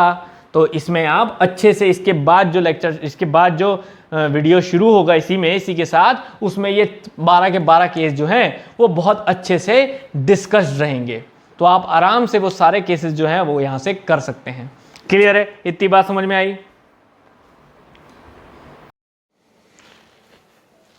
चलिए बच्चों, स्वागत है आपको आज के लेक्चर में। यहाँ पे बड़ा मैं शॉर्ट ट्रिक्स देने वाला हूँ आप लोगों को, कोई मेथड नहीं समझा रहा हूँ, सिर्फ एक इंपॉर्टेंट ऑब्जेक्टिव्स के लिए कौन कौन से केसेस इंपॉर्टेंट है और क्या क्या कंटेंट इंपॉर्टेंट है उनको आपको बता रहा हूँ। तो बच्चों यहाँ पे मैंने एसएफडी बीएमडी के अगर हिसाब से देखा जाए तो लगभग मैंने 9 केस शॉर्टलिस्ट किए हैं, जो आपको एटलीस्ट ये है कि इनके डायरेक्ट रिजल्ट्स आपको पता होने चाहिए, क्योंकि अगर इनके डायरेक्ट रिजल्ट्स आपको पता है तो आप उतना ही ईजिली जो है उसे अटैम्प्ट कर सकते हो, क्वेश्चन उतना ही फास्ट और एक्यूरेट तरीके से अटैम्प्ट कर सकते हो। तो चलिए स्टार्ट करते हैं बच्चों, और मैं साथ साथ आपको निकालना भी बताऊंगा कि अगर आप भूल जाते हैं, बाय चांस अगर आप भूल भी जाते हैं, तो जल्द से जल्द आंसर आप कैसे निकालेंगे। देखिए, तो यहाँ पे बच्चों सारे केसेस हैं, 9 केसेस मैंने बनाए हैं। इन 9 केसेस के एसएफडी, इन 9 केसेस के बीएमडी और उनका मैक्सिमम बेंडिंग मोमेंट की वैल्यू आपको एनी टाइम, हर टाइम आपको रटी पड़ी होनी चाहिए। ठीक है ना। तो इसलिए अपना जो भी मैं बना रहा हूं उसका प्रॉपरली अपने हाथ से एक चार्ट बना के या एक पेजेस में लिख के अपने रूम में अपने आगे टांग दीजिएगा, रोज रोज देखोगे तो अपने आप याद होगा। ठीक है ना। तो यहाँ पे मैं ले रहा हूँ एसएफडी बीएमडी में। देखिए, सबसे पहले मान लीजिए कोई कैंटिलीवर बीम है जिसमें पॉइंट लोड डब्ल्यू का लगा है। तो आप सभी को पता है पॉइंट लोड डब्ल्यू का अगर लगा है तो शेयर फोर्स डायग्राम क्या होगा भाई, सेक्शन लोगे तो डब्ल्यू ही होगा। इसलिए मैं साथ साथ समझाते हुए चल रहा हूं बच्चों। ठीक है ना, साथ साथ समझाते हुए चल रहा हूं, सीधा रटने के लिए नहीं बोल रहा हूं। अगर आप सेक्शन लोगे तो देखो आपको लोड आएगा डब्ल्यू, अब इसके बाद कुछ नहीं है तो लोड डब्ल्यू रहेगा। तो एसएफडी क्या बनेगा, SFD just a rectangle, SFD एक रेक्टेंगल बनेगा जिसकी वैल्यू क्या होगी, जिसकी वैल्यू सीधा डब्ल्यू एंड डब्ल्यू होगी। ठीक है ना, समझ आई बात। और बीएमडी क्या बनेगा, अगर मैं मोमेंट लेता हूं W इंटू एक्स का तो 0 पे 0 और यहां पे WL। तो बीएमडी एक ट्राइंगल बनता है कुछ इस तरह से, यहां पे वैल्यू 0 और यहां पे WL। क्लियर है बच्चों? थोड़ा छोटा छोटा लिख रहा हूं मैं।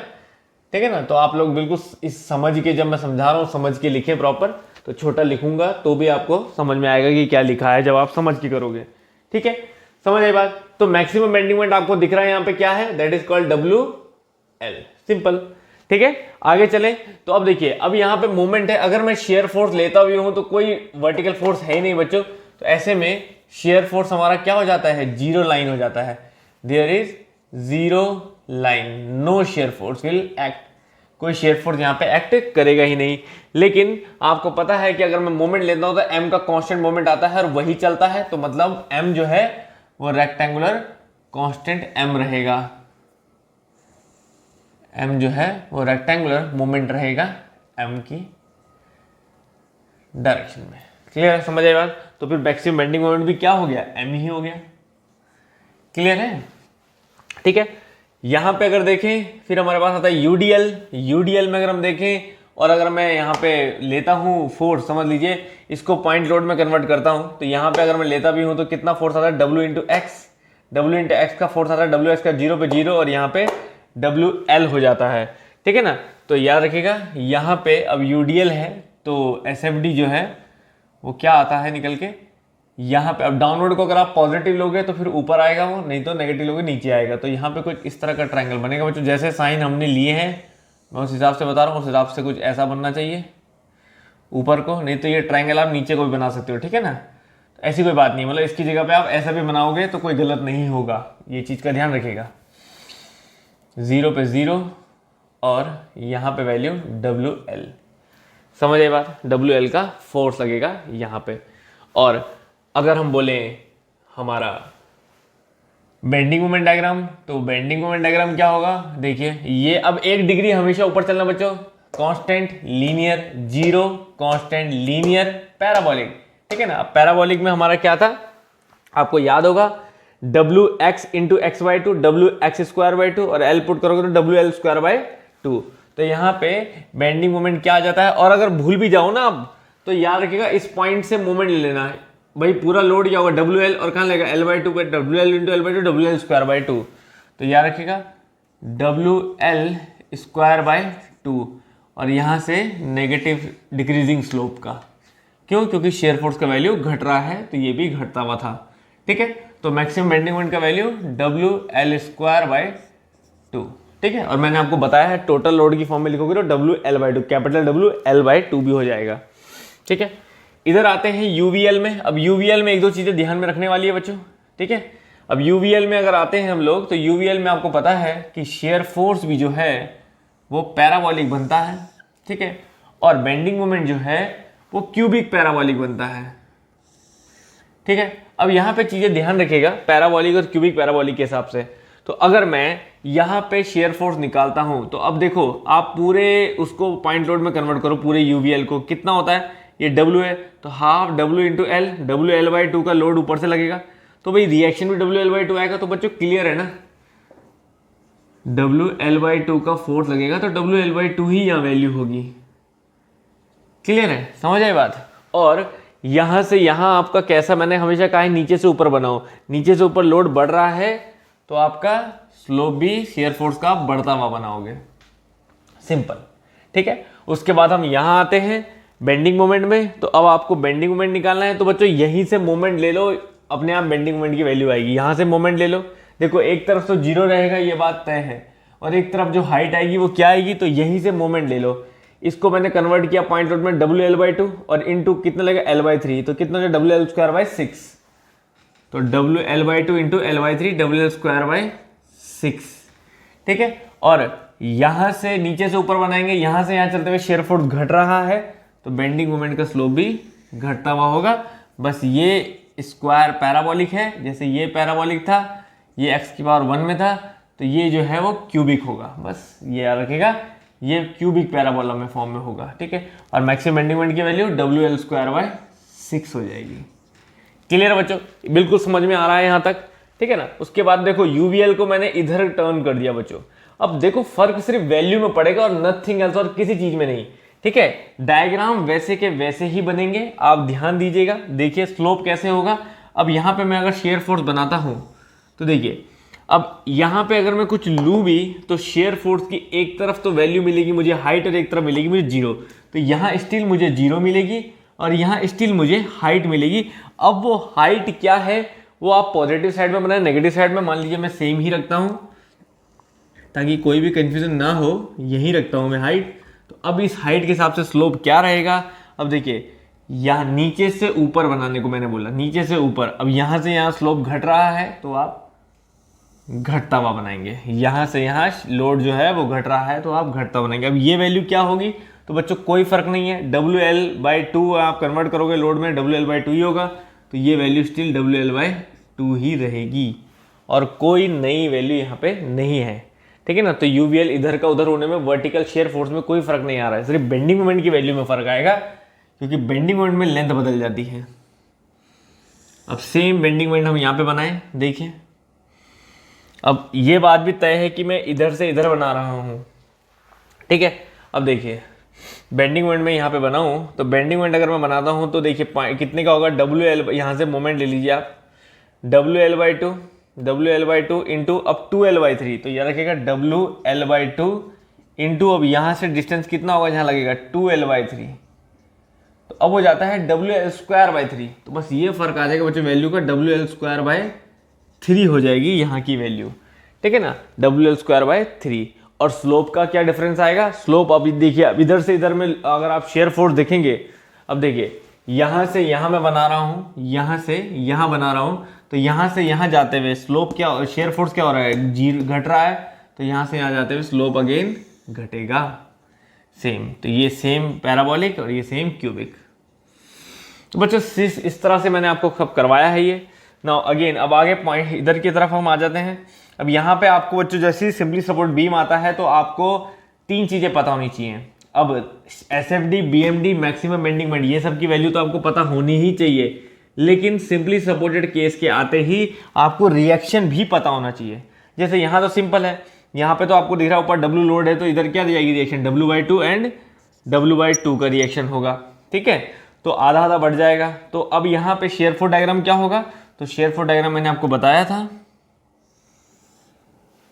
ठीक है। शेयर फोर्स डायग्राम आपको बताया था मैंने किस तरह का होगा कि अगर यहाँ पे देखिए जो W/2 है, अगर आप इधर ले रहे हैं तो ये W/2 चलेगा, कहाँ तक चलेगा, यहाँ तक चलेगा कुछ इस तरह से। उसके बाद सेंटर पे आते ही W/2 प्लस के W/2 में कन्वर्ट हो जाएगा। भाई सोचो ना, माइनस का W/2 माइनस का W/2 प्लस का W हुआ तो प्लस का W/2 और इधर 0, तो ये यहाँ से चला और ये कुछ इक्वली यहाँ पे ऐसे हो जाएगा, ठीक है। ये वैल्यू है W/2 और ये वैल्यू W/2, एक नेगेटिव और एक पॉजिटिव, ये रहेगा।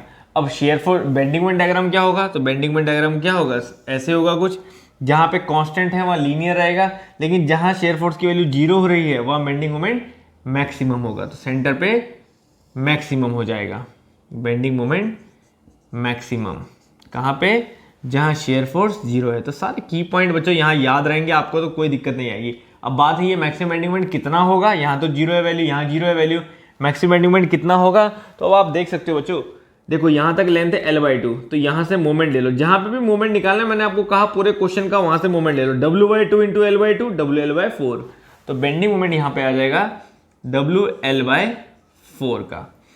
समझ आए के बाद, तो मैक्सिमम बेंडिंग मोमेंट की वैल्यू कितनी होगी, WL/4। बिल्कुल अपने आप प्रॉपर करके लिखते रहिएगा बच्चों, ठीक है ना, मेरे हिसाब से मत चलो, मैं तो सिर्फ बता रहा हूँ आपको किस तरह से करना है और क्या क्या इंपॉर्टेंट है, ठीक है। अब देखो, अब सेंटर पे मूवमेंट लग रहा है, बहुत इंपॉर्टेंट केस है ये हमेशा के लिए।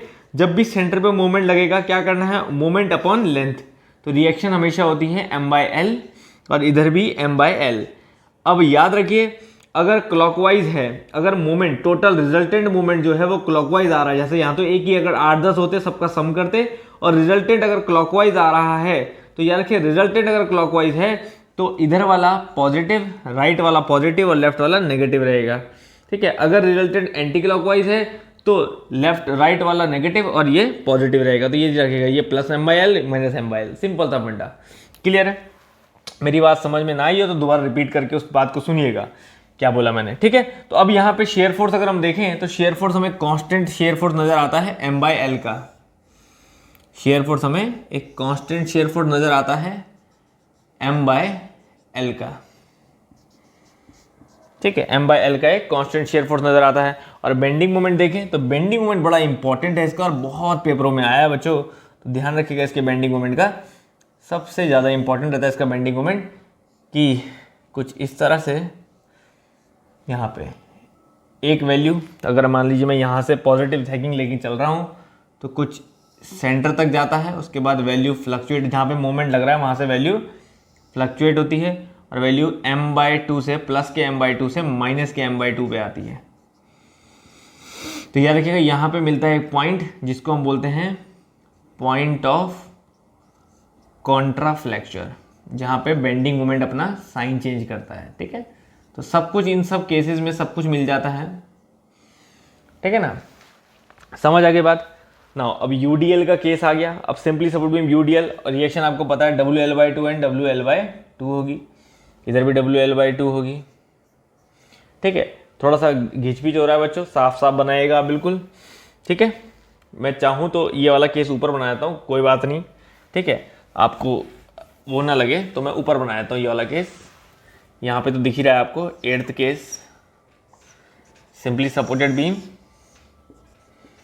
UDL, W न्यूटन पर मीटर का, L उसकी लेंथ होगी, ठीक है। तो अब देखिए बच्चों, अब यहाँ पे अगर हम देखेंगे तो UDL के लिए शेयर फोर्स क्या होता है, याद रखिए UDL के लिए शेयर फोर्स जो है वो होता है आपका लीनियर। अब लीनियर कैसा, यहाँ होगा WL/2 और यहाँ पे भी आएगा WL/2, तो देखिए WL/2 नीचे जाएगा, ये WL/2 नीचे जाएगा और WL/2 यहाँ से ऊपर जाएगा, ठीक है। और उन दोनों के बीच में होगा लीनियर। अब दोनों तरफ इधर बराबर है इधर बराबर है तो सेंटर पे कट करेगा यहाँ कहीं, ठीक है, सेंटर पे कट करेगा, तो सेंटर पे कट करते हुए कुछ इस तरह से लीनियर x⁻1, ठीक है, इस तरह से लीनियर ड्रॉ होगा ये।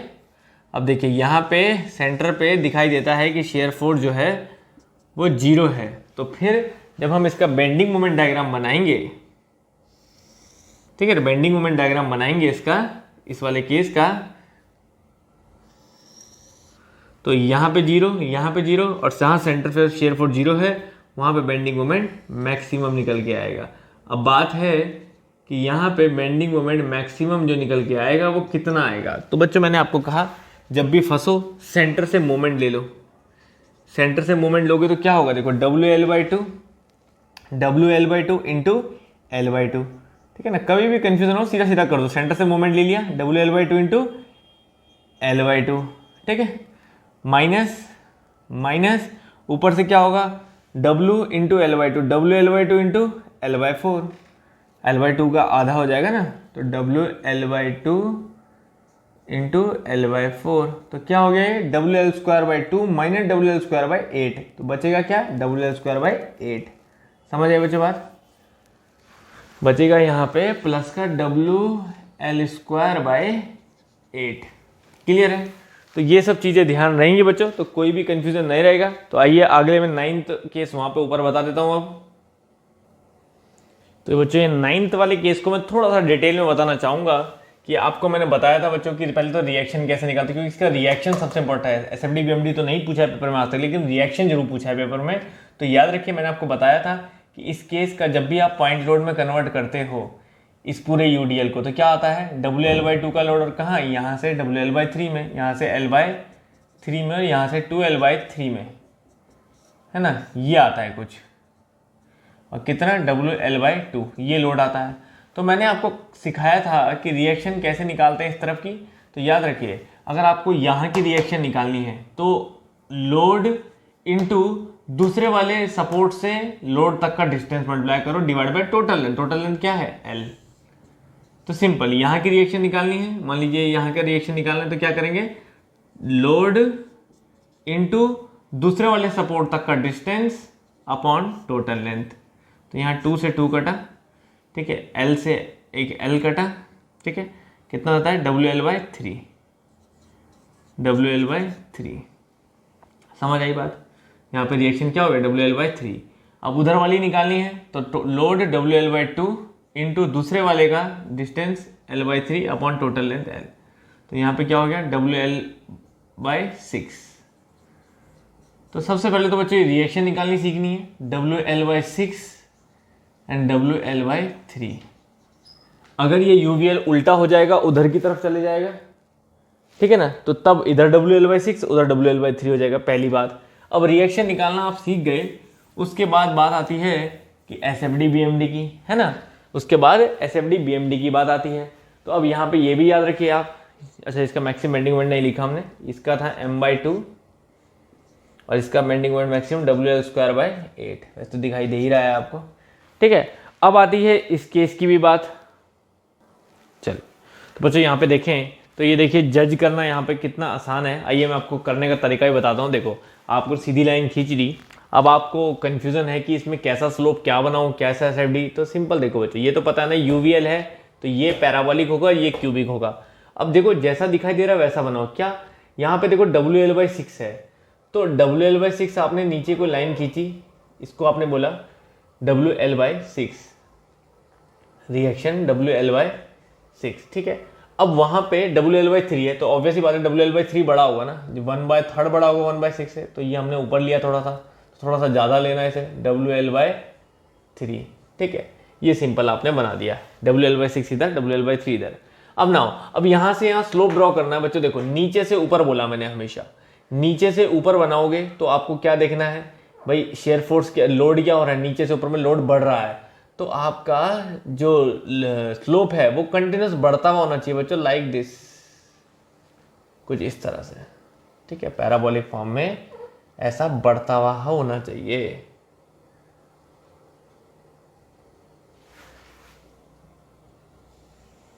कुछ इस तरह से, ठीक है ना, ऐसा कुछ बढ़ता हुआ होगा ये, ठीक है। अब यहाँ पे ये बड़ा इंपॉर्टेंट है कि शेयर फोर्स 0 कहाँ पे हो रहा है, ये बड़ी मेन इंपॉर्टेंट बात है। जब आप यहाँ से यहाँ ये बनाओगे, ठीक है, थोड़ा सा इधर को जाएगा ये, क्योंकि ये छोटी वैल्यू है ना, तो ये थोड़ा सा कर्व ऐसे जाएगा, यार रखिएगा सेंटर में कट नहीं करेगा, थोड़ा सा हो सकता है मेरा सेंटर में लगे आपको, लेकिन ये जो जीरो हो रहा है ये सेंटर नहीं है, ये चीज़ का ध्यान रखिएगा। पूरी लेंथ L है और ये कितना है, अब यहाँ पे बड़ा इंपॉर्टेंट हो जाता है बच्चों, शेयर फोर्स 0 है यहाँ पे। अब वो आपसे जरूर पूछेगा कि यहाँ पे ये जो है पॉइंट वो यहाँ से कितना है, हमेशा यहीं से पूछेगा बच्चों, इस वाले सपोर्ट से। ये चीज़ हमेशा ध्यान रखिएगा, वो आपसे यहीं से पूछेगा कि ये यहाँ से कितना है।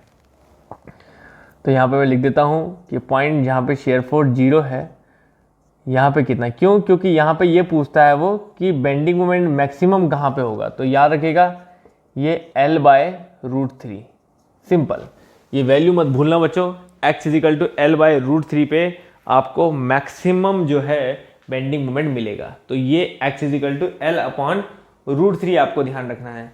और ये √3 L/√3 हमेशा याद रखेगा हाइट वाली साइड से नहीं होता है, जीरो वाली साइड से होता है, जहां जीरो लोड होता है वहां से L/√3 होता है ये, ठीक है ना। तो मैं दोबारा से थोड़ा बड़ा बड़ा लिख रहा हूँ, x = L/√3। ये बड़ा इंपॉर्टेंट कंसेप्ट रहेगा कि ये डिस्टेंस यहाँ से कितना है, ठीक है। यहाँ से L/√3 पे शेयर फोर्स 0 होता है, बेंडिंग मोमेंट मैक्सिमम। अब इसकी टेंशन मत लीजिए, ये तो आपने स्लोप बना दिया इंक्रीजिंग, ये पैराबोलिक है, ठीक है ना। अब ये क्यूबिक आएगा, और क्यूबिक कैसे आएगा, यहाँ जीरो वैल्यू, यहाँ जीरो वैल्यू, ठीक है। L/√3 पे मैक्सिमम, L/√3 पे मैक्सिमम वैल्यू होगी। अब एक चीज़ मैं आपको यहाँ पे बताता हूँ, 1/√3 की अगर आप वैल्यू निकालते हो, देखो एक और आइडिया आपको लेने के लिए, कभी कंफ्यूजन हो, अगर आप 1/√3 की वैल्यू कैलकुलेट करोगे तो ये 0.57 आती है। 0.57 मतलब हाफ से थोड़ा इधर, ठीक है ना। 0.5 तो हाफ हो गया, तो हाफ से थोड़ा इधर, तो हाफ से थोड़ा इधर हमने ले लिया। मान लीजिए ये पॉइंट शेयर फोर्स जहाँ बेंडिंग मोमेंट मैक्सिमम है, तो यहाँ पे आपको बेंडिंग मोमेंट मैक्सिमम करना है। अब देखो, अब नीचे से ऊपर को स्लोप बनाओगे, शेयर फोर्स की वैल्यू 0 हो रही है तो स्लोप भी घटता हुआ, यहाँ से बनाओगे नीचे से ऊपर को, शेयर फोर्स की वैल्यू यहाँ से यहाँ 0 हो रही है, बस यहाँ से घटता हुआ। तो बस यही आपको घटता हुआ स्लोप में क्यूबिक पैराबोला कंप्लीट करना है। थोड़ा सा पहले ज़्यादा हाइट हो गई है, ये हो गया यहाँ पे वैल्यू। अब ये होगा बच्चों यहाँ पे बेंडिंग मोमेंट मैक्सिमम। अब यहाँ पे जरूर पूछता है वो कि मैक्सिमम बेंडिंग मोमेंट की वैल्यू क्या होती है, ये भी बड़ा इंपॉर्टेंट पार्ट है बच्चों यहाँ पे। तो याद रखिएगा, मैंने आपको निकलवा के बताया है क्वेश्चन में, WL²/9√3 that is the value of maximum bending moment जो इस पॉइंट पे होगा। यहाँ पे शेयर फोर्स 0 है L/√3 पे, ठीक है ना। तो ये चीज याद रखिएगा, WL²/9√3 दिख रहा है ना प्रॉपर, हाँ ये चीज, ठीक है। तो ये सेशन बड़ा इंपॉर्टेंट है बच्चों, जो जो चीजें यहाँ पे डिस्कस कर रहा हूँ they are very very very important, ठीक है। तो ये बेसिक सी SFD BMD को लेके चीजें हैं बच्चों जो आपको ध्यान रखनी है। और चीजें मैं आपको यहाँ पे बता देता हूँ, ये तो रहे मैंने इंपॉर्टेंट केसेस डिस्कस कर लिए जो, इसके अलावा भी कुछ केसेस हैं जिनके SFD BMD बड़े फेमस है। जैसे कि आपसे कहीं पर भी इस तरह का केस पूछता है,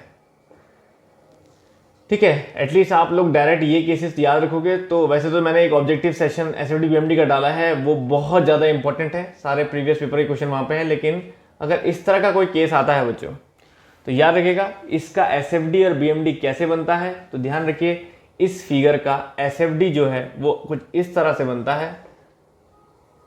कभी भी इसका SFD आए इस तरह से, बीच के पार्ट में 0 और उसके बाद फिर सेम हाइट का इस तरह से। तो ये ध्यान रखना है आपको। W इसका रिएक्शन होता है, W इसकी वैल्यू होती है यहाँ पे, ठीक है ना। ये चीज़ आप ध्यान रखिएगा, ठीक है ना। तो कई बार पूछता है कि A, मैं आपको ट्रिक्स भी लिख देता हूँ जो मेन है। कभी कभी पूछता है कि A B C D में, ऐसे A B C D इस तरह से, और इसका बेंडिंग मोमेंट ये है SFD, ठीक है। यहाँ बना रहा हूँ, इसका बेंडिंग मोमेंट कैसा होगा, कुछ इस तरह का होगा बच्चों। जहाँ कांस्टेंट है वहाँ लीनियर, जहाँ कांस्टेंट है वहाँ लीनियर, जहाँ 0 है वहाँ कांस्टेंट, कुछ इस तरह से। ये होगा इसका BMD। तो ये पॉइंट होंगे A B C और ये D। तो आपसे बच्चों पूछता है यहाँ पे प्योर बेंडिंग रीजन कौन सा है। तो यार कि जहाँ शेयर फोर्स 0 होता है, यहाँ पे शेयर फोर्स 0 होता है, तो यहाँ पे बेंडिंग मोमेंट मैक्सिमम दिखाई देता है ना इस पोजीशन में। तो ये रीजन क्या है, तो याद रखिएगा BC is pure bending region, pure bending region, यहाँ सिर्फ प्योर बेंडिंग हो रही है क्योंकि यहाँ पे शेयर फुट जीरो है, सिर्फ बेंडिंग हो रही है। तो ये भी फिगर जो है वो काफ़ी इंपॉर्टेंट होता है। ठीक है, एक दो और बताता हूँ बच्चों मैं आपको यहाँ पे, अगर कभी कुछ इस तरह का क्वेश्चन आए, ठीक है, इस तरह का कोई क्वेश्चन आए इसमें मान लीजिए यहाँ पे यूडीएल लग रहा है पूरे में, इस तरह का कोई फिगर आए तो ध्यान रखिएगा ऐसे फिगर का भी एसएफडी बीएमडी आप याद रख सकते हैं। इसका बीएमडी तो कुछ इस, एसएफडी कुछ इस तरह का हो जाता है। देखो ये सिमेट्रिक डायग्राम है तो एक जैसा ही रहेगा जहाँ से भी रहेगा, तो कुछ इस तरह का इसका एसएफडी हो जाता है ऐसे, और ये जीरो, और यहाँ से सेम उसी तरह का। भाई हमने क्या बोलता है, जहाँ सिमेट्रिक फिगर होते हैं वहाँ एसएफडी जो है वो सेम बनता है लेकिन अपोजिट साइड में। तो इधर हमने ऐसे बना दिया, तो अब ये सेम कुछ इस तरह से ऐसे बनेगा। ये है एसएफडी इस फिगर का, और इसका बीएमडी जो है वो कुछ कैसे बनता है। अब देखिए जहाँ लीनियर है, ठीक है ना, जहाँ हमने लीनियर बनाया है बच्चों,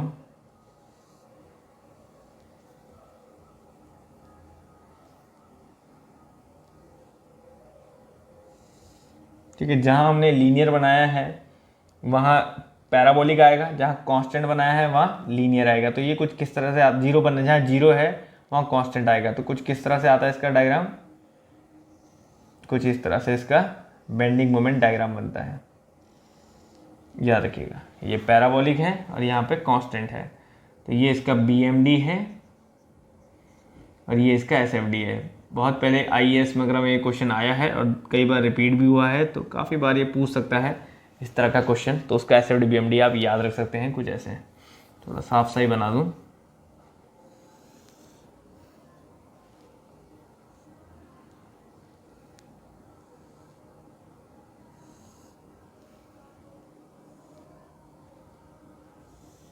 ठीक है, कुछ इस तरह से।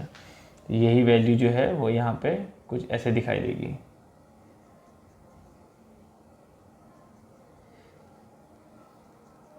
This is SFD. ठीक है, तो ये कुछ केसेस है बच्चों जहाँ पे मैंने मैक्सिमम बेंडिंग मोमेंट से लेके आपको हर चीज़ बताई। वो सब चीज़ें आपको ध्यान रखनी है। मेन इंपॉर्टेंट एसएफडी यहाँ पे बता दी है मैंने आपको, ठीक है ना। और कभी भी कोई कंटिन्यूस बीम आती है तो याद रखिए, आपको पता है कि किसी भी कंटिन्यूस बीम में, एक कंसेप्ट यहाँ पे और बताऊँ, कोई भी कभी भी कंटिन्यूस बीम आती है तो कंटिन्यूस बीम एक तरह का स्टैटिकली अनडिटर्मिनेंट बीम है, ठीक है ना। तो याद रखिए कंटिन्यूस बीम जो है वो एक तरह का स्टैटिकली अनडिटर्मिनेट बीम है, मतलब हम उसे कैलकुलेट नहीं कर सकते क्योंकि उसमें मोर देन 2 वर्टिकल रिएक्शंस हो जाती हैं। ऐसे इस तरह से मोर देन 2 वर्टिकल रिएक्शन आती है तो we can not calculate it.